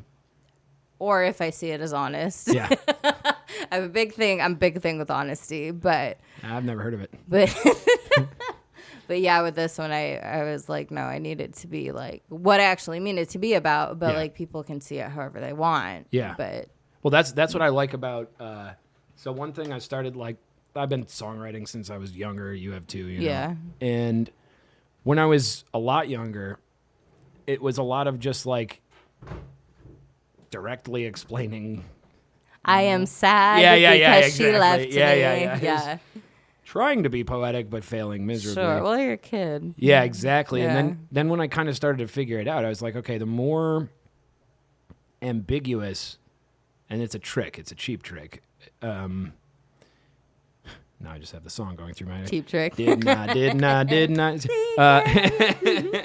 But it is, because it's like, the more ambiguity you put into your lyrics, the more people are like, wow, you're really interesting. It's like, no, I'm just being deliberately vague. Like, as long as they're coherent, you know, as long as they Of course, yeah. flow in Yeah. some maybe subconscious way. Like, It's interesting that you bring this all up because I hadn't even thought of like being the fact that our new songs are like a little bit more vague or like. they're also less wordy than your old ones. They're Like, definitely less literally wordy. just less words overall. Well, I was coming straight from a singer-songwriter background. Yeah. Like from like I had like a whole not career, but like That's a career. a career as like a folk singer-songwriter. Right. You know what I mean? And then we went to like kind of a bluegrass thing. So everything is super wordy. Was this always Graves in the Bad It Weather? was just or- Leandra Graves. Graves. Yeah. And then when Graves in the Bad Weather came about, I took a lot of the songs that I had been writing my whole life Yeah. and put them into Graves in the Bad Weather. And so they were like singer-songwriter stuff Yeah. that we, made rock songs. Yeah. But now that we're writing them differently, the lyrics are laying down differently. That's great. So yeah, it's a really honest, natural process. I love it. I'm so excited for all these new songs. I really I'm am. so stoked on them. That's part of why I'm just like, album, please, because like a chapbook, just like a chapter in history, just Yeah. like a collection of like, oh yeah, that was cool, No, and I feel like it gives me more of like a reason to be like so fucking stoked on it because Yeah. it's not just me. You Yeah, know what I exactly, mean? It's exactly. like I'm like, oh shit, like 3 other people and me Yep. wrote these songs, and these songs are dope. And I can say that because I'm not just like I wrote a dope song. Yeah. Like It's mine. it's mine.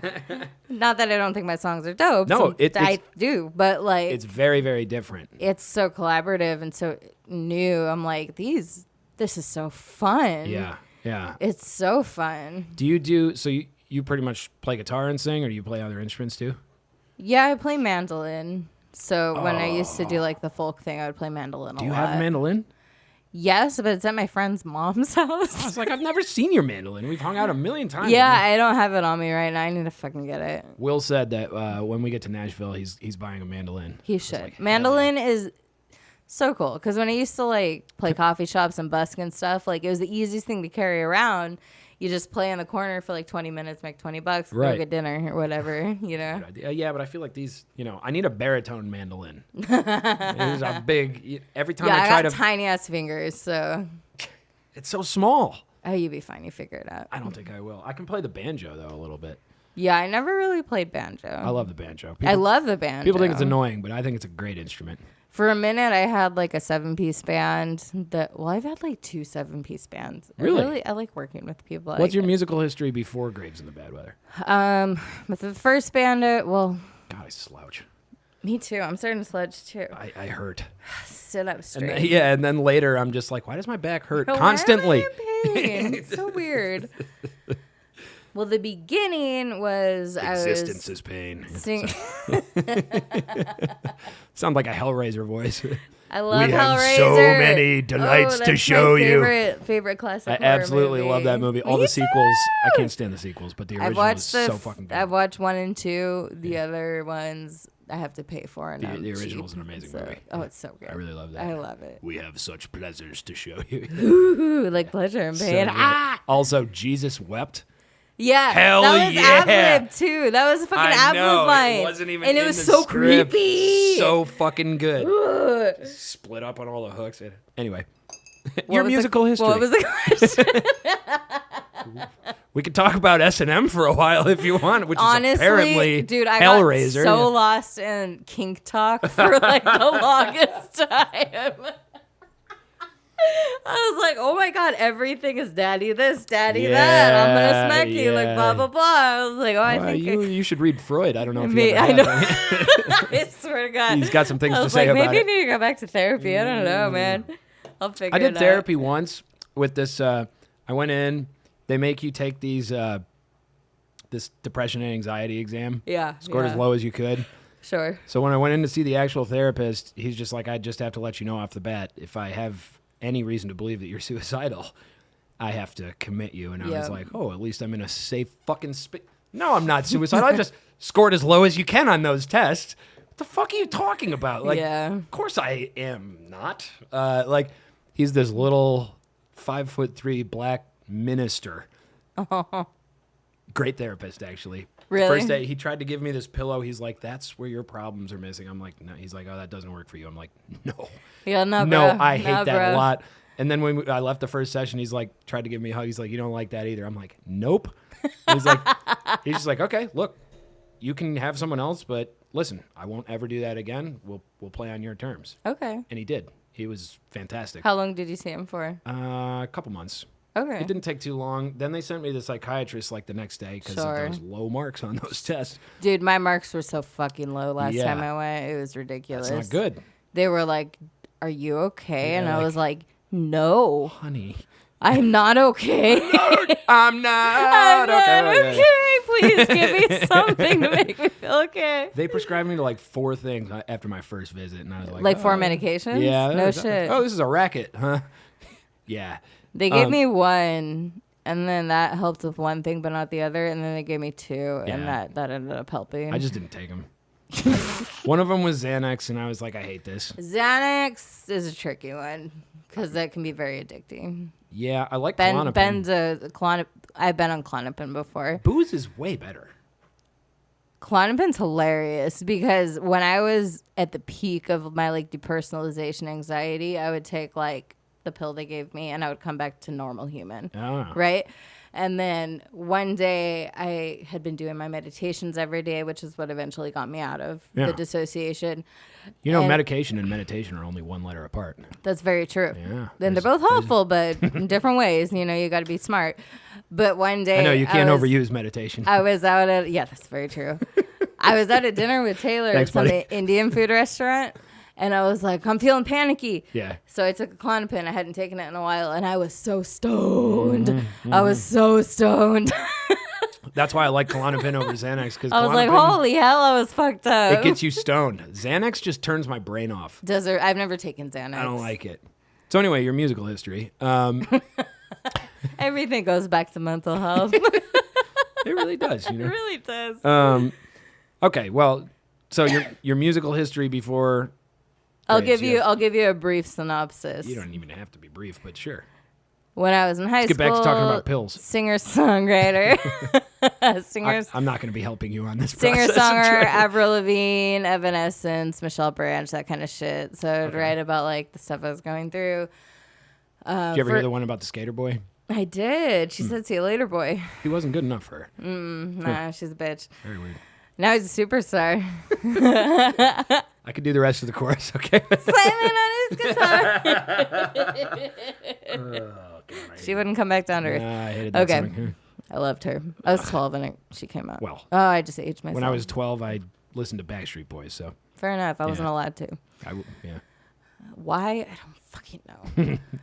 So, singer-songwriter, But you blah, blah, could blah. listen- Okay, yeah, anyway. Did musical theater for a long time. I wasn't allowed to use, well, like social media and stuff until I was 16, so. Same. But I wasn't, like, forced to listen to Christian music either. I was. My dad got me into, like, Monty Python and The Simpsons, and it's a very complicated thing. My mom Lucky. was, yeah. Yeah, I am actually in that regard, because Monty I had Python a is awesome. fight for my shit. Yeah, for your right to party. For my right to party. I just wanted to watch movies that like reflected how I felt and that would make me feel seen. Wait, don't I know your parents? Yeah. They seem cool. No? Okay, never mind. All right, anyway, back to musical history. I set you up for that. When I was growing up, no respect. it was bad when I was growing up. Yeah. Yeah. Well, you know, people change. Or sometimes they never Yeah. do. Sometimes- People change. Sometimes they do. Do you like that song? I don't know that song. Seasons by it's not Lonely Island? I know I threw it on the ground. Yeah. No, that's not I'm not a part of your system. Did we order food? Oh, I want food. I also know I got my swim trunks and my flippy floppies. I'm on a boat. Is that Lonely Island? Yeah. Oh, I thought it's like okay, well these guys are some other kind of island. They're an actual band. Oh. I have to show you their Letterman performance before you leave. I have no idea what It's you're so talking fucking about. funny. It's like a bald guy he gets to the chorus and it's great. Anyway, back to your history. We're gonna get there one day. Strange Island? When I was 18. I don't know what their name is. When I was 18. Yeah. I had just broken up with my boyfriend and I was drawing a lot, right? So I did theater before and after this, but I was drawing a lot. Theater. My sister, yes, I did a lot of theater since I was 12 till I was like 24. My sister had started a band in the garage and I was like, me too, because that's what I do. I'm also a musician. I sing. I want to do harmonies. Yeah. So I popped in doing harmonies When you were 18. when I was 18. Okay. Yeah. Newly single, blah, blah, blah. Did all that. It ended up being a 7-piece band with like a violin and like it was like folk acoustic, Okay. blah, blah, blah. It was super fun until like I dated. Drummer, upright bass, violin, guitar. No, so it was drummer, fretless bass, violin, Close enough. rhythm guitar, singer, lead guitar, singer, piano, vocal, Jesus. backup vocals. You guys were out to make a bunch of money, huh? We were just friends fucking Yeah, around. yeah. You know what I mean? But we wrote some cool songs. I don't doubt But it. we were down. But then, like, I ended up dating the singer, and then that ended terribly. And then, like, Shockingly enough. it's tons of interpersonal relationships ended terribly in that band. So then that was done. And When you were how old? When I was 18. Oh, Jesus. Well, the brightest candles, you know, die out the short-lived. earliest. Yeah. It was short-lived. And then I got into a community of singer-songwriters, which is where I met Taylor. Yeah. And then, you know, Tell me about that. Okay. He's told me about that briefly before, Sure. but the community of singer-songwriters, was it IE or? yeah, it was in Riverside at the Coffee Depot, which used to be the dopest place. Every Thursday night they'd have an open mic, Right. and it was just packed full of tons of singer-songwriters, like young, old, everyone. And Yeah. it was just like the most beautiful little community. Was he a singer-songwriter? He was. What? He was. I got to hear some of these songs. He was. He was a singer-songwriter. I've never heard this man sing. Oh, you will. Oh, yeah? I'll send you some recordings. Oh. Yeah, he was a little baby. Is he a good singer? Yeah. Ooh. Jesus Christ. He could be great. I meant to, you and Will from Karma Vulture, I always mean to ask, do you guys sing or not? Because people with musical ears, I'm always like, well, why not? Taylor's funny. He can carry a tune. Yeah. He can carry a tune. He can never like stay on the melody. He'll always drift to a harmony, which is really interesting. Most people don't have that problem. That's a good problem to have if he's in a band with you. But if he's just singing his own songs or covers, they're kind of like all over the place because they're mostly harmonies. Oh, okay. You know what I mean? But they're still in the key. But he just needed some like guidance. Well, you it's, know, you know, he had a fine voice. Young, don't know what the fuck you're doing. I couldn't Honestly, sing when we I were was both 18. like 18, Yeah. 19. I could, I had the melodies in my head. I could hit the notes, but it's not like my voice sounded great. Yeah, you know? exactly. Yeah. I was always phenomenal, Oh, so I don't know what you're just talking born about. great. Wow. I'm just kidding. A Star is Dude, Born. no, if you would hear my first EP compared to now, it's hilarious. Did you send me that once? It's so cute. I can. It's You on sent me- Bandcamp you sent me one or of your earlier ones or SoundCloud. something, yeah. It's somewhere on SoundCloud. Oh, I should- sound like should a sh- little I should- child. Yeah, I should show you some. of It's those. so funny. I sound like I've never smoked a day in my life. Same. Fuck yeah, I that. had just like a little baby Ugh. voice. Yeah. It was before I got vocal lessons and everything. And nodes. And Post that in the description. I should. Oh, All right. one of the songs is about Taylor. You want to link to it? I'll link to it. I can link it. Okay, yeah. we'll link to that in the I description. honestly don't know what the link is, but I can find it. They're adorable. No, we'll find it. Yeah. Like Okay. I sound like a child. Okay, so then you're in a band. or Okay, then so you meet him singer at the, songwriter, blah blah singer-songwriter blah, hangout. and then eventually me and the dude I dated from the first band, we end up not getting back together romantically, but we end up forming like a folk punk band called the Leather Tramps. Eventually Taylor joins that, so it's just like angry folk punk or whatever, you know, Like gypsy punk.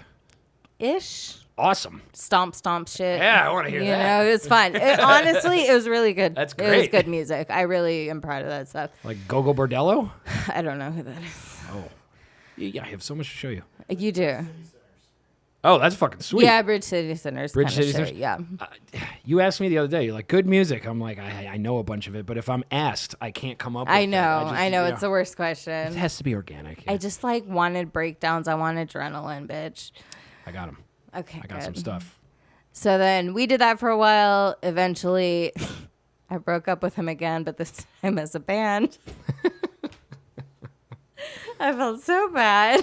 He was- This is not Taylor. This is no, your- this yeah. is my Other my dude. the other friend. Yeah, I broke up with the band. Because I wasn't dating him at the time. I was dating Taylor by this point, but I Right. broke up with the band. I Right. felt like I broke up with him twice. It felt really bad. He was mad for a while. We're cool now. We're friends now. It's all good. Understandably so. You know, I got it. I understood. I Yeah, was like, yeah, you can be yeah. mad. I totally get it. I Yeah, totally get it. Fine. And then I was doing my own stuff, and then ended up doing a lot of worship in church and stuff. And then I ended up doing my folk music in churches for like the Whosoever's ministry. I don't know if you know about that. Not so much. Theody? Was it Theody? From Korn was a part of it. Fieldy had Sonny from POD and Lacey from Flyleaf. They're a part of this ministry called the Whosoever's. Aren't you Jewish? Nationality-wise. Oh, you're religiously Christian. Religiously Christian, yeah. Okay. Yeah, so I ended up opening for Lacey, actually, from That's Flyleaf, crazy. which is one of my dreams come true. She's just Yeah, that's wild. a hero, you know? Yeah. But I ended up, somebody showed Ryan Reese, he was the one that put on the ministry when they were still doing music. Now they focus on mainly like schools and stuff. Yeah, yeah. But when they're doing it, someone showed him my music and he liked it. So I ended up getting a band together. It was again like a 7-piece or whatever. It was like banjo, mandolin, fiddle, Religiously oriented? guitar. Yeah, it was mostly like Christian-based music or like faith-based music. Yeah. You know, I wouldn't say they were quite worship songs, but they were based on like either biblical stories or stuff I felt about God or whatever. Jeez, you come from this background to be affiliated with a fucking scumbag like me. I mean, oh God. No, God's about love, dude. I love you. I agree. I love you too, but I'm just saying, you know, that journey. No. Some things had to go wrong. No.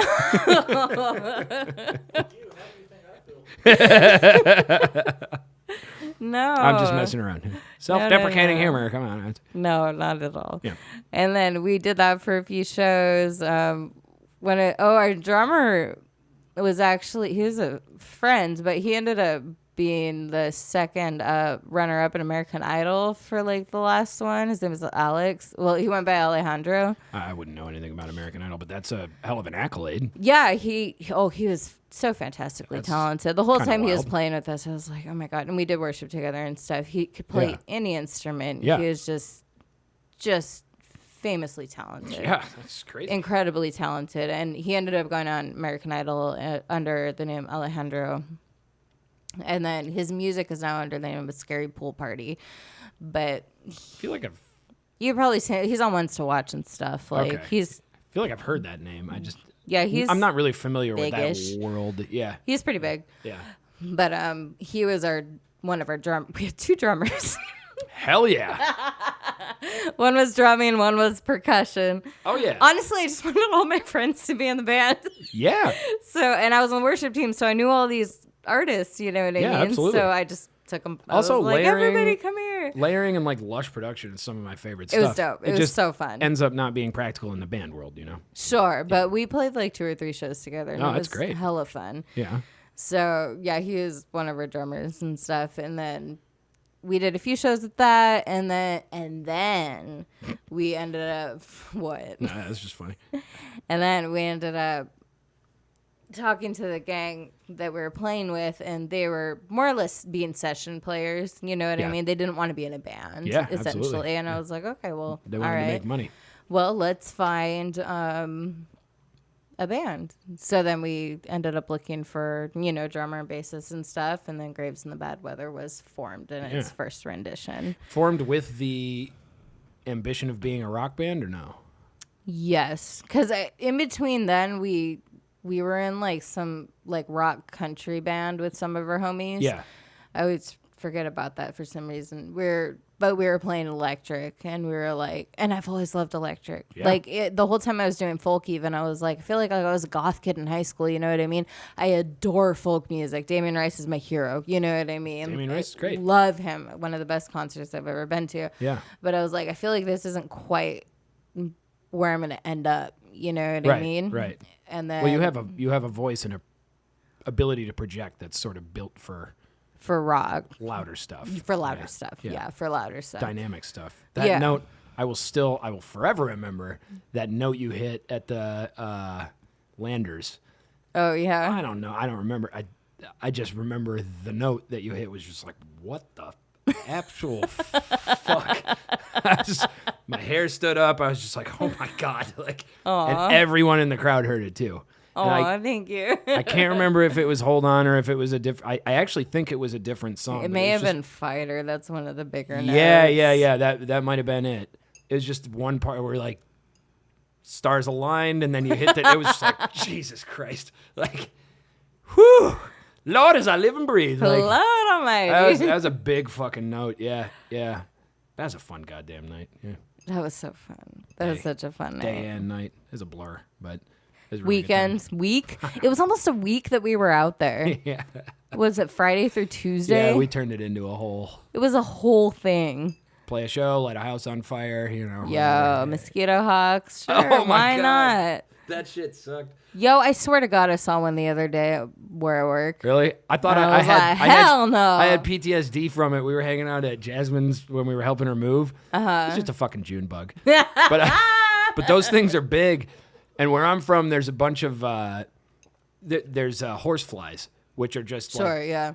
way bigger than Giant regular. flies. Just like, God, and they just bite, and nothing's gonna They happen. bite? Yeah, and it hurts real bad. Like it's fine. You're as an adult, like as a kid, you get bit, and you're just like, God, it's the end of the Yeah. world. As an adult, it's like, I'm gonna try my best not to cry. It's fine. It hurts pretty bad. Like you for sure wince and you yell and fucking shit.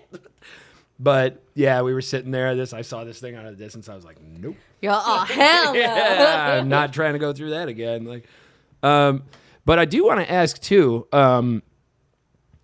kind of, not necessarily as a custom, but I'm always interested, especially because it's been a while since I've, done a podcast and whatever. Mm-hmm. Because you guys seem to have, if you've been in music for that long, you've been in a couple different bands, Graves has definitely adjusted here and adjusted there, Yeah. as every band does. Sure, yeah. To the changing times and also based on what you guys are going through internally and blah, blah, blah. Not necessarily what's the plan, but because the music industry is so topsy-turvy, if you will, give me a musician's perspective of, how to even approach this shit. Because to me, Like songwriting? more or less like operating within the music industry, like, Okay. because money is disappearing from all the big labels, right? And has been for 2 decades or whatever. That's what I hear. Especially precipitously within the last 10 years, which doesn't mean that there's no more money in the music industry. Sure, it just, yeah. to me, it means it's in a transition phase of basically changing hands. I don't think anybody who worked in the industry is just not in the industry. I think they're doing the same thing, which is trying to figure out how the hell to operate now, given that things have changed with the internet, things like Spotify and things like that. Yeah. So, I mean, what's your thoughts about all of that as an artist, but also being cognizant of the fact that, you have to make a living and stuff Yeah. like that. Like, where does it go from here? How the hell do you survive as a musician? Is there hope for musicians, or Yeah. are you cynical? Yeah. No, I'm not cynical. Yeah. When I get into depressive moods, obviously, I'm like, nothing's ever going to happen. It's But the end of the world. It's the end of the world. But I don't know. I prayed once and I felt like a peace about it, like about my journey. You know what I mean? So I try and rely on and trust. Felt like a piece about it. Yeah. Oh, like PEACE. PEAC. PIEC. Just No, is that no, shorthand no. for piece of shit. Like, No. that's not an endorsement of prayer. No. I mean, I've prayed about it tons of times. Sure. You know what I mean? And I happen to believe in God. You know what I mean? Yeah, but so do I. Yeah. yeah, Believe it or not. I believe it. I remember once just feeling an insane peace about it and just being like, you're going to be fine. Just keep going. Yeah. So I try and fall back on that as much as I can. You know what I mean? But as far as like the outside elements go and all that, like, I don't know. I feel like each of my bandmates kind of comes from a different place. So like Yeah. I listen to a lot of new music. I like new music a lot. I get made fun of for it sometimes. Yeah? So like my shirt, even I love Youngblood. Like I think he's the tits. You know what I mean? I think that's a great shirt. I don't know what the hell he sounds like. He's awesome. He sings about mental health. He's Yeah. like rock and roll. He's also pop. Yeah, like yeah. he's awesome. And then like Taylor listens to a bunch of He doom. likes dogs. He likes English bulldogs because he's English. Specifically, yeah. I see the Union Jack there. Yeah. Taylor listens to doom. Sean listens to whatever he listens to. You know what I mean? So it's like, I try and make sure I'm purposefully listening to stuff that is opposite of what the guys are listening to, so it can bring together a sound that is modern but also classic but also heavy. Yeah. So it translates correctly. Yeah. And also, as far as like playing shows, like I think more artists need to demand their worth. Yeah, that's You know what wrong. I mean? Yeah. They need to demand pay. Like It's hard out here in Los LA Angeles. is ridiculous. Yeah. Like Well, and you guys' base isn't all in Los Angeles, you know. no, we're also in Inland Empire in Orange County. That's what I mean, Yeah, yeah. so I feel like there's much more luck and fortune. there's out more. there. There's Yeah. more, but you have to know your worth. Same shit. Yeah. Tons of bands play for free out there. All of them do. Yeah. But you have to know, like, okay, no, this is our work. Like, Yeah. our work is worth just as much as any cover band, Yeah. as any DJ. Yeah. So you have to set yourself up for that and be like, no, I'm going to provide. I'm going to turn out a crowd. Yeah, Your yeah, bar is going to be full. And so you will be compensating me But for that. we also charge this. Yeah. You know what I mean? I feel like not enough bands do that. So Yeah. as far as like pay for that goes, I feel like sack up. You know what I mean? Yeah, like absolutely. I mean, the last time we did, can't name them. They've been too Sure, good for of me. course, But the of last course. time we did that place that we play in Santa Monica. Yeah. Yeah, I mean, it was one of the first shows. Well, it was the first show back. You know, an owner who I'm friendly with. We did a podcast. She's like, yeah, I can get you a drink ticket. I'm like, yeah. But this place is fucking full. But you're like, how much is the bar bringing in? Yeah, it exactly. 20,000? Who the fuck knows? Oh, okay. So what percentage can we get? Yeah, exactly. Well, look, and we get paid.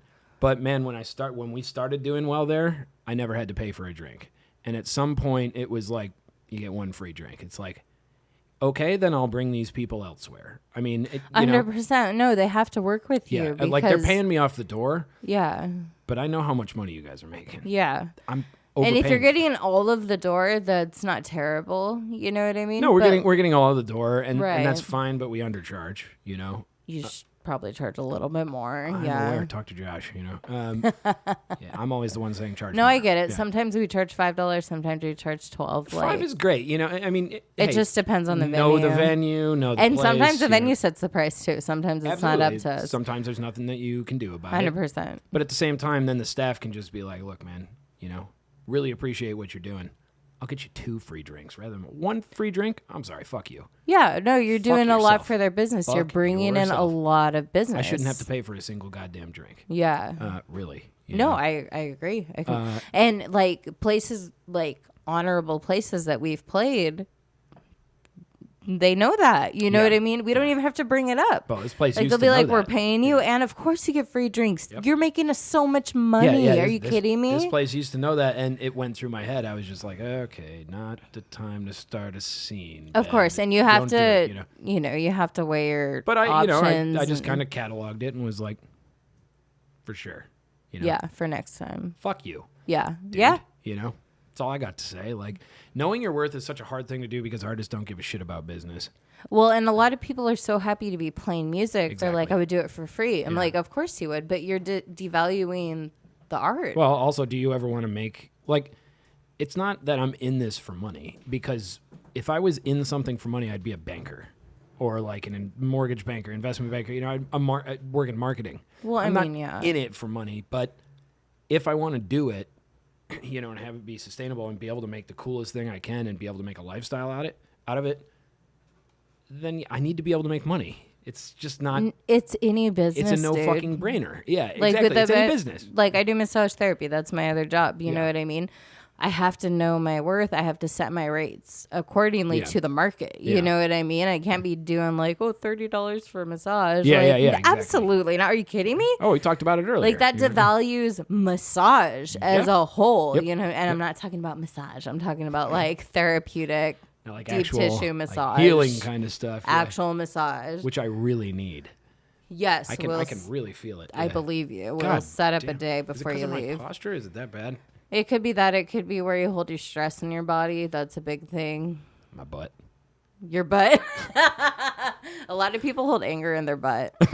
I'm not even joking. I try not to hold anger in my butt. Like what? They're always clenching? No, it's just like anger, like stuff that you put like behind you. You know what I mean? That you don't want to deal with. Like it ends up in your glutes. Literally in your butt. Yeah. Well, I'm talking specifically about my butthole. Not your rectum. Oh. No, your that's what I was. Your that's what I was gluteus talking about. maximus, medius, minimus, and piriformis. I bypass all that and just go for my butthole. Go for the anus. Yeah, I go for the Your anus is Beyond very that, angry, rectum, Ben. I yeah. don't know what to tell you. I can't help you Yeah, with that. this is not a massage therapy You problem. gotta go to someone else. You might have like a real medical I issue. think you have hemorrhoids. Yeah, no, that's not good. When you get those. Not that I've ever had them. All right, well, you want to wrap up? You want to keep going? What were we talking about? The music industry? Yeah, there's hope for it. I was going You to say, just I mean, gotta be smart and wise. but there was even, I listened to like a lot of podcasts with like artists from the 70s and 80s and mixers in particular, like Sure. producers. Partially because I want to learn more about it, partially because I'm like, what the fuck was it like? How, Yeah, How do you totally. have so much money, you know? And this dude, Bob Clearmountain, he did a bunch of Bruce Springsteen stuff, a bunch of other stuff from, the 70s and 80s. He was just like, yeah, I'm fortunate enough to have relationships with legacy bands, so I still make money, but it's nowhere near what we were making back in the 80s. Of course. And he's like, honestly, it was too much. So I think that the music industry, I wonder what you think about this, if it's ever going to come back around. It had a boom of, it was excessive for a bit, Yeah. Like, I mean, the money that these people were making, there's a reason that Motley Crue could exist, you know what I mean? Was it absurd? You could say it was absurd. Yeah. Did we get more food? More food? Please Hell tell yeah. me some of it's like Is that, baklava. is that more food? Come say hi, both of you. Come, Taylor, come show your face. Come, Josh, my boys. Come, my Come children. show your face. You're my butterfly.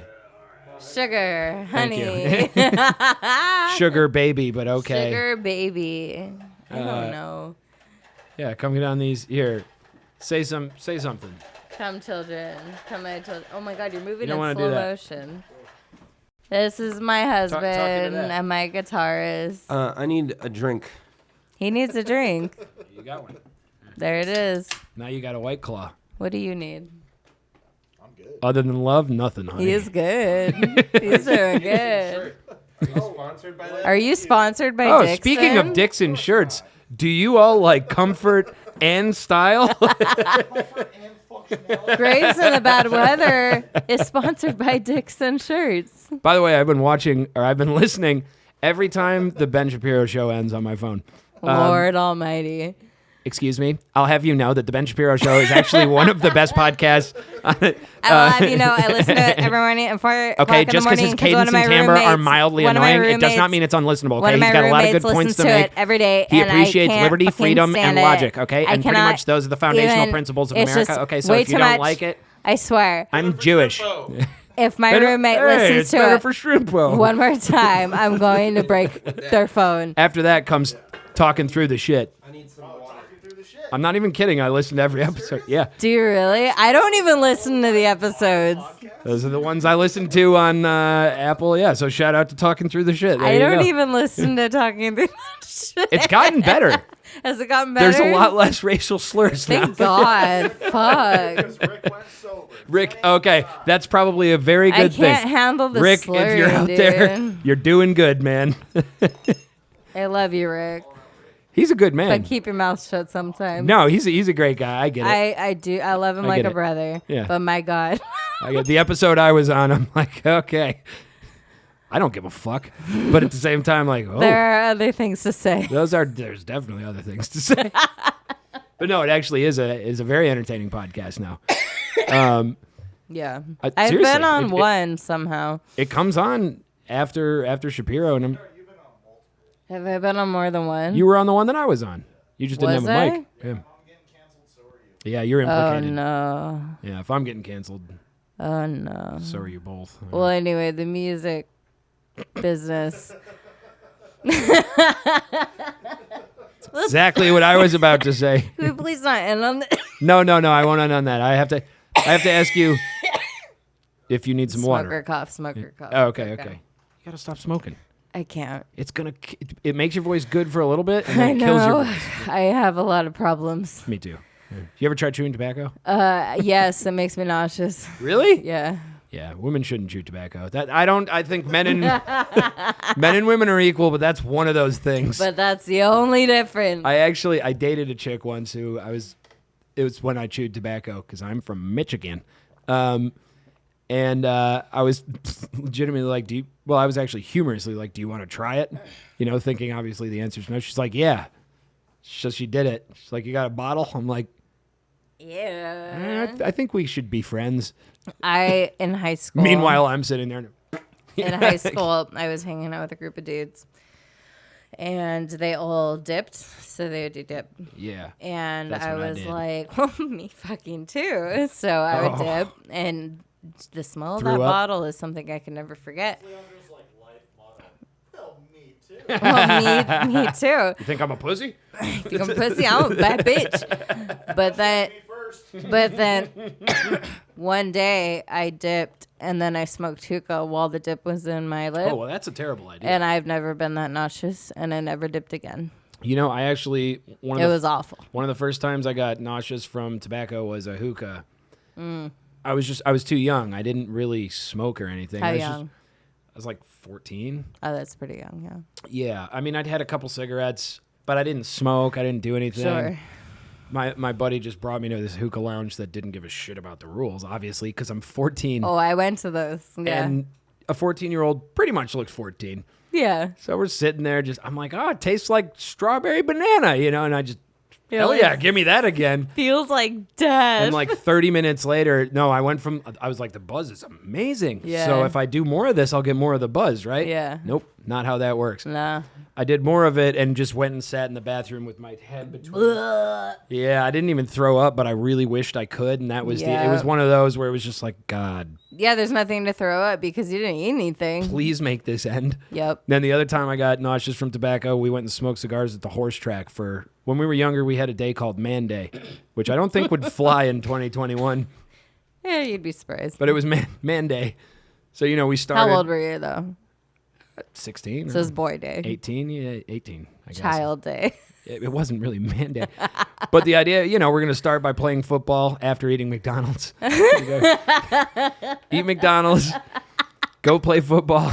I went to McDonald's for Valentine's Day once in high school, Oh, and I was my so happy. God, I was so happy. I had a girlfriend back then who used to make me get a fucking Shamrock Shake for her every time they came out of McDonald's. Like, I hate this shit. I got a Big Mac meal, and I was so satisfied. Big. And it was so nice. It was so nice. George Thorogood. But then we had to go, I think we went to see like a James Bond movie Sure. because manly. Why not? And then we went out to dinner at Chili's in suits. Are you sure you guys weren't dating each other? I mean, it's a complicated thing. it was I've been thinking about reinventing it. Yeah, Seriously. I think even Taylor done this. And then we went to the horse track in our suits. Of course. So we must have been 18 if we could get Oh in the my horse God, track. you guys are so goofy. Yeah, and then so we were smoking these cigars there, and it was just like, hell yeah, betting on And horses. just got nauseous. I got so nauseous. It was Cigars are a lot. It was a dark cigar too. Yeah. Like if I smoke cigars, I'll do blondes. Yeah. Or I'll take a couple puffs off a dark one. I just don't do that much nicotine anymore. So I just I died at the time, and then the night was finished off with a poker tournament and a bunch of booze. No chicks Damn, you allowed. guys like got a full ass day. No, we made it a thing. Yeah, we did it 2 years in a row. That's kind of adorable. It was awesome. I've really Why'd you stop? because we went to different colleges and we all got. It was right you before have college. friends here, dude. I know. I never think about it, but I don't know what conjured it to my. Oh, the tobacco sickness. Yeah. There's my memory from that day. Yeah, fair enough. Sitting at the horse track bathroom. By the way, a horse track bathroom, not a place you want to be doing that. Just all the degenerates and drunks and drug addicts fucking Piss gambling there. everywhere. Yeah. Not quite as bad as like a dive bar bathroom, but basically. God damn it. Connor Unbelievable. O'Connor. Connor O'Connor. Captain O'Captain. Shout out to at Connor O'Connor on Instagram. At Go Connor O'Connor. Spam him. Spam a lot. Spam. Yeah, sir, spam a lot. Credit card numbers are like in social I would I'm definitely. going to see Hamilton tomorrow, and I'm so excited. That is awesome. I can't wait. I'm going to get arrested because I'm going to be singing so loud. I don't think you'll get arrested. What? I don't think you'll get arrested. That'd I be mean, you'd have funny to be if I very did. persistent. I can be very persistent. If you get arrested, I shouldn't say I'll bail you out, but like if I had the money to bail you out, I definitely would because that would be awesome. All right. We'll wrap up. We'll wrap up. Okay. Classic last question. I don't think I've ceased to ask this. Maybe I have once or twice. I've forgotten to ask it. Desert Island question, pretty much. Okay. 5 bands or artists that you can't live without, basically. Oh, God. You get a couple runners up if you want. Okay. Nickelback's not allowed. I've wouldn't- never added that they wouldn't be stipulation, on- but they they're wouldn't be on not it. goddamn allowed on I'm the in such a drought right now with music. I know you but were talking to me about that. The I other know day. it's so bad, but Muse, early Muse. Red Hot Chili Pepper. Wait, do I have to pick albums? No, you can just do Just artists. bands. Yeah, I mean, Red- I'm always curious to hear about. Red Hot Chili Peppers, by the way. By the way, Yeah, I'll take Stadium Arcadium over By the Way, but I love By the Way. I love By the Way. Stadium Arcadium is Californication is the second runner-up. Stadium Arcadium. I love all those albums, actually. Go fuck yourself. It's my answer. I'm agreeing with it. I'm just saying Stadium Arcadium is a double album. I didn't love in one. Stadium Arcadium as much as I love By the Way and Californication. By the Way is their most melodic album. Oh, it's so good. Dosed. Oh my God. Dosed. I got dosed by you. Yeah, I mean, Oh, so beautiful. they're, I've learned. And freaking Road Tripping off Californication. Like, Road Trippin'. Oh my God. It's so beautiful. Let me ask something. Taylor, do you hate the Chili Peppers? Love Really? them. Okay, so what I've found is like The song I ever learned on guitar was Californication. no Of shit. course. I come from Michigan, wherever like it's not a stigmatized thing. In LA, like a lot of people I've met are just like, fuck the Chili Peppers. I'm You like, know what? Those people they're go really- fuck themselves. I'm like, they're because really- Chili Peppers are amazing. yeah, I was like, they're really good, and they're like, Incredible. eventually I get them around to, okay, man, it's just everyone fucking listens to them here in SoCal. They're overplayed maybe, but Good critique I've ever heard of the Chili Peppers is a critique of Anthony Kiedis. what's the critique Fucker can't of sing for Anthony shit. Kiedis? You cannot look at that band and be like, that is a bad band. No, that is a phenomenal That's an amazing No, that's an band. amazing band. Yeah. killers. And Anthony Kiedis, if you don't like the sound of his voice and the melodies he chooses, he is an amazing songwriter. Anthony Kiedis Well, he's a is great rapper, dope too. dude. I don't give a Actually, shit. like he legitimately is. Like his He flow is awesome. is. Also, Damn it, he's what Vanilla Ice should have been. hey, Grandmaster Flash Chili would be proud, man. Peppers all the way. All the way home. I was talking to a guy the other day, and I was unironically saying that Chad Smith is one of my favorite drummers, like who I grew up on. I don't blame you. I think he's fucking awesome, and he was just giving him mad shit. And I People was- just got chips on their shoulder for literally no reason. Chili Peppers? Like They're incredible. You realize their discography is like way longer than most people think, too, dude. right? Oh, like, it goes so far back. yeah, and I mean, after Hillel, they get a lot better with Frusciante because Frusciante is one of the best guitarists ever. Like in my opinion, Frusciante. Yeah, he's the guitarist You for mean the Chili Frusciante? Peppers. Frusciante. Yeah. What did I say? Frusciante? It's John Frusciante. Isn't he Italian? I don't know, but it's not Frusciante. Frusciante? Frusciante. Frusciante? I've heard both. Yeah. Okay. I'm not even kidding. John Frusciante. Frusciante? Frusciante? If I'm wrong, I'm gonna eat my words, but I don't think I'm wrong. That's probably Jahan. John. Excuse me. Yeah. Frusciante. Yeah, you knew who I was talking about. I did. I didn't need the mockery. I did. I didn't need you to be did need the mockery. Chad Smith. Chad Smith. Chad Smith. What's Flea's real name? Flea. You're not a real fan of him. No, I don't know. I don't know either. No one does. Is it? I don't fucking know. All right, Chili Peppers is number 1. I'm surprised by that. I I love it know, because I Chili Peppers know. is one of my all-time favorites. It's kind of a weird one because we don't sound anything like Chili Peppers. no, but I fucking love Chili no, Peppers. they're man. one of my all-time favorite Yeah, bands. yeah. I hate when people bash them. Queen, Anyway. all of it, everything. Are you fucking kidding me? Amazing band, too gay. I'm gonna spit on you. In the middle of a pandemic. Yes, Leandra to add by living insult free- to insult to insult to illness. No, Queen's an amazing band. Queen. Yeah, Brian May. Greatest Is hits. I don't fucking know. Like Live at Montreal, actually. Awesome. That's one of my favorite albums. awesome. Yeah, it's awesome. Live at Montreal. There's Dude, Who Wants to Live Forever? Me? Fuck. One of the greatest, like, They're like musical theater meets It's fucking okay. So, rock, so I dude. understand it now more with your theater background. Yes. Because shit that gets that theatrical to me, it starts Oh, it just speaks to my heart. it starts getting a little like. It gets my heart, dude. Would And just, anybody find me? somebody to love. Yeah, pretty easily. You're a millionaire you and the best heard- singer ever. Have you heard The Show Must Go On? Have you heard it? That movie? The song by Queen. Yeah, the one the movie was named after. Oh my God. Ben, I swear to God. Yes, I've heard most of Queen's stuff. They're incredible. Nothing rivals them. Honestly, they're above Chili Peppers. They're above everyone. They're the Queen. Yeah, the king is above the queen, though. Yeah, but I don't You ever know played who, chess? I don't know who the fuck is the king. So Chili the Peppers? Queen. Nah. Radiohead. No, they're like the right below the Queen. What? Who? Who's below the Queen? Our bishop? Yeah, Or Chili rook? Peppers are the bishop. Well, who's the king? I don't know yet. Okay. Let's keep going. You got 3 more? You're so fucking quick. What? I'm trying so hard not to interrupt, but you're doing great, sweetheart. Thank you. It's just- How many bands did I get? so you got Chili Peppers and Queen. An eclectic bunch. How many do I get total? 5.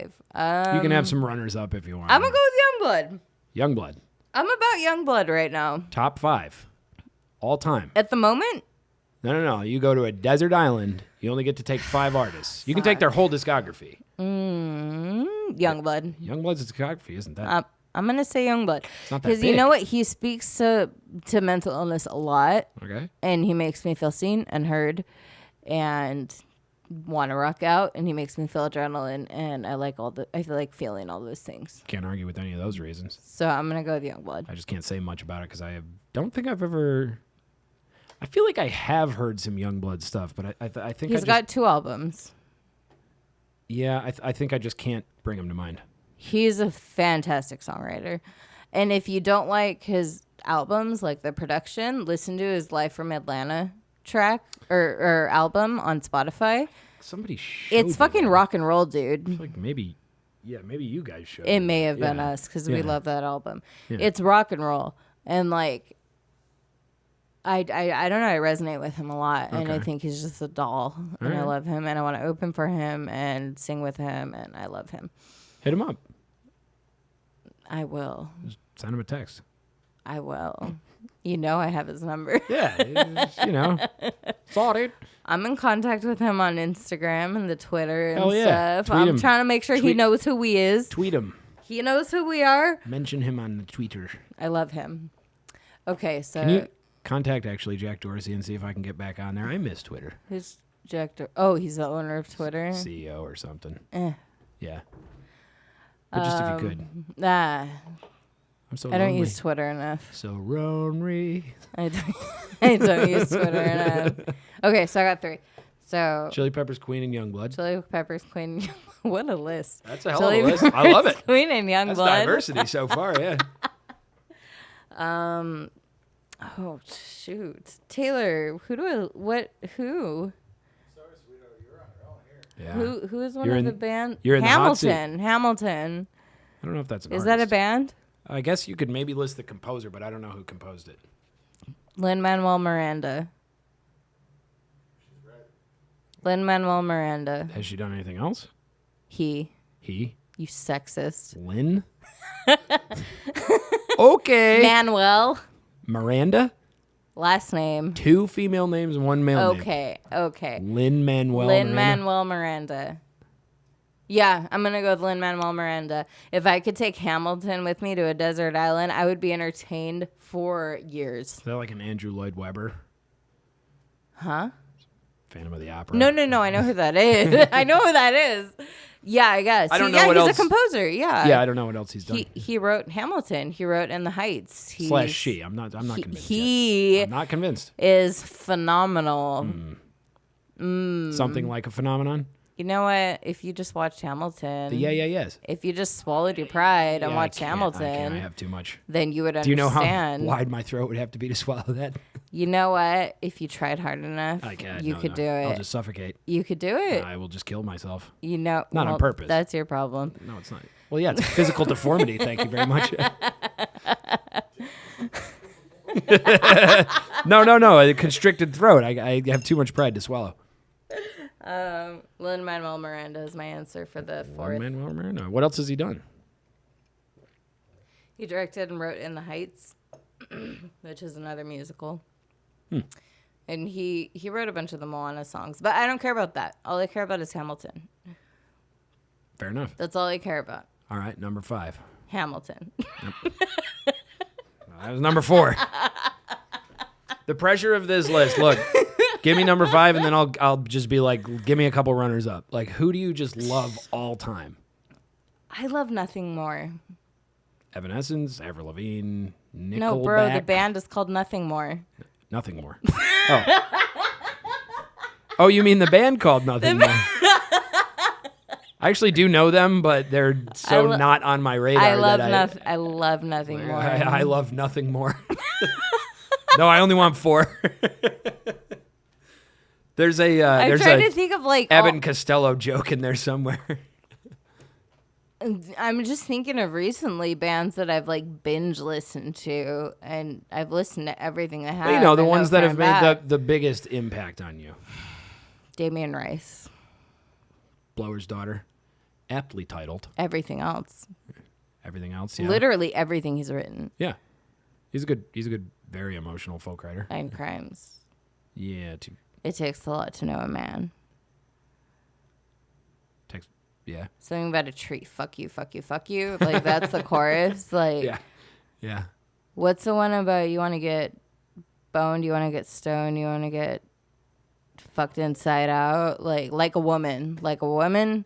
Yeah, I don't know. Fuck, his discography is insane. We'll take him. 100% Damien Rice. So, just to recap. How many have I said so far? A few. You got Red Hot Chili Peppers, Queen, Youngblood, Hamilton, and Damien Rice. Such a weird list. That's not a bad list. But yes. I don't think you'll ever be bored with that list. I won't. Yeah. Therapist will be super confused. Your therapist. Yeah, don't see a psychoanalyst. About that. Runners up, Regina Spektor. All right. For sure. I can take Regina Spektor. All her live shit. Yeah, Regina Spektor's a great artist. Yeah. She's fantastic. Yeah. You don't understand. Well, no. She's fantastic. I'm a dude. She's amazing. Everything she does is like twee. She's that's fair. She's Yeah, amazing. it's a little too twee for me. She's amazing. I would never discredit her. I would take Lana Del Rey over Regina Spektor, though. Fuck you and the horse you rode in on. Absolutely not. Absolutely not. Regina Spektor is a goddess of a songwriter. She's pretty good. How dare you? Have you ever heard the song Mariner's Village Apartment Complex by Lana Del Rey? No. But have you ever heard It's the not song? particular. Have you ever heard this? Have you ever cried to the song Samson by Regina Spektor? I've never Because cried. I did. I can't remember the last time I cried. I can fix that. If you could, maybe you could make me human again. Okay, so Regina Spektor's a runner-up. Runner-up. Just because I've digested her so much. Fair That enough. she'd be a runner-up. You want to try to not eat songwriters. I mean, you know. As much as you can. Who is my fifth? Damien Rice. Yeah, Damien Rice for sure. I respect that list. Oh, I love That's an him. eclectic list. It's eclectic as fuck. And Nickelback's not on it. No, I mean, they're not my top whatever. They're one of my first. I think you enjoy. Can I throw one in right here? What? Because I'm married to this woman, so I have to listen to the music that she Who do I listen to? fucking DPS. I listen to Dead Poets Society a DPS. lot. I do. I love them. Shout them out, Dead Poets Society. Dead Poets Society. They're my babies. They're one of my favorite bands. That new Honestly, album's they fucking are one of awesome. my favorite bands. They're really good. They're incredible. Can anyone hear what Taylor's saying? I could edit in the phone audio. The first time I ever had a conversation with a member from that band, I was like, you guys are fucking badass. That's cool. I hate your fucking music. In the car, non-fucking stop. Yeah. I do. No, I went through. Okay, so the way I listen to music is I will find a band I like and listen to literally nothing else for like 6 to 8 months. I used to do that a lot. Mm-hmm. I haven't so much within the last few years. Which is I'm really having weird. trouble finding something I want to listen to that much because I've already digested literally What everything. did I like. say we need to watch? I need to give you Old Muse, Yes. Old Kings of Leon. And it's not what you're looking for, Maybe. but they're fucking dope. I was listening to Of Mice and Men the other day. They were pretty good. And that one song from Not Lonely Islands, Strange Islands, Odd Maybe. Islands, whatever it is. But anyway, I went through a DPS cycle. I went through their new a album's heavy awesome. cycle Yeah. where I listened to everything they ever wrote for like 5 months. They're incredible. they're They're fucking great, an yeah. amazing band. Well, they're killing it for a reason. I know. Yeah. That's undeniable.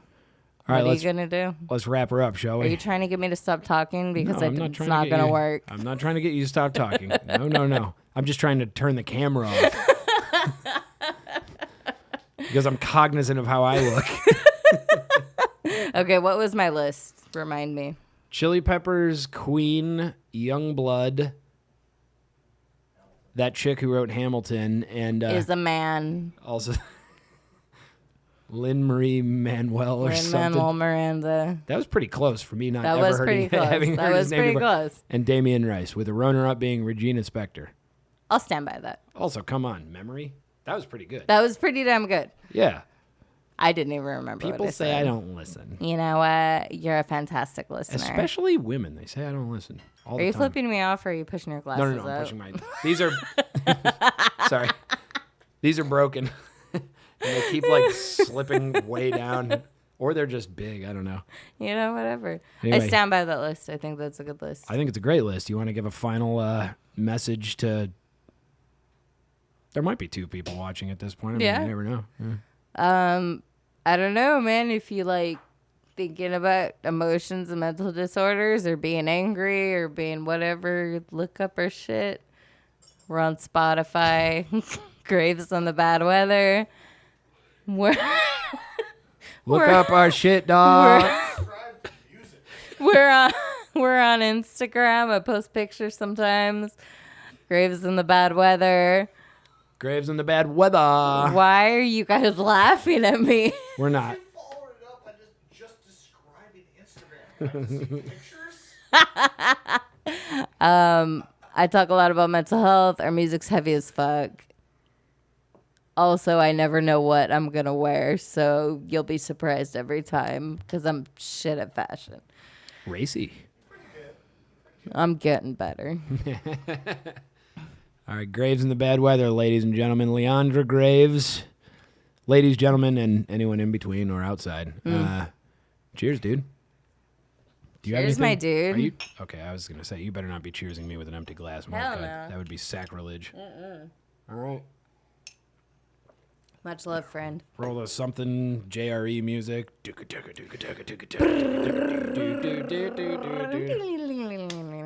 Oh, I forgot to ever do a clap. That means this is going to be impossible to line up. Bye, bitch. Yeah. Nice. That was so fun. It was good. Good 3 hours. Was that 3 hours? Shut the fuck up. No, that's why I put this on because I was like, because I don't want you looking at your phone, and I was like, oh shit. By the end of like where I'm usually like, okay, let's take a break and put the song in. You know, if it's good conversation, I'm just like.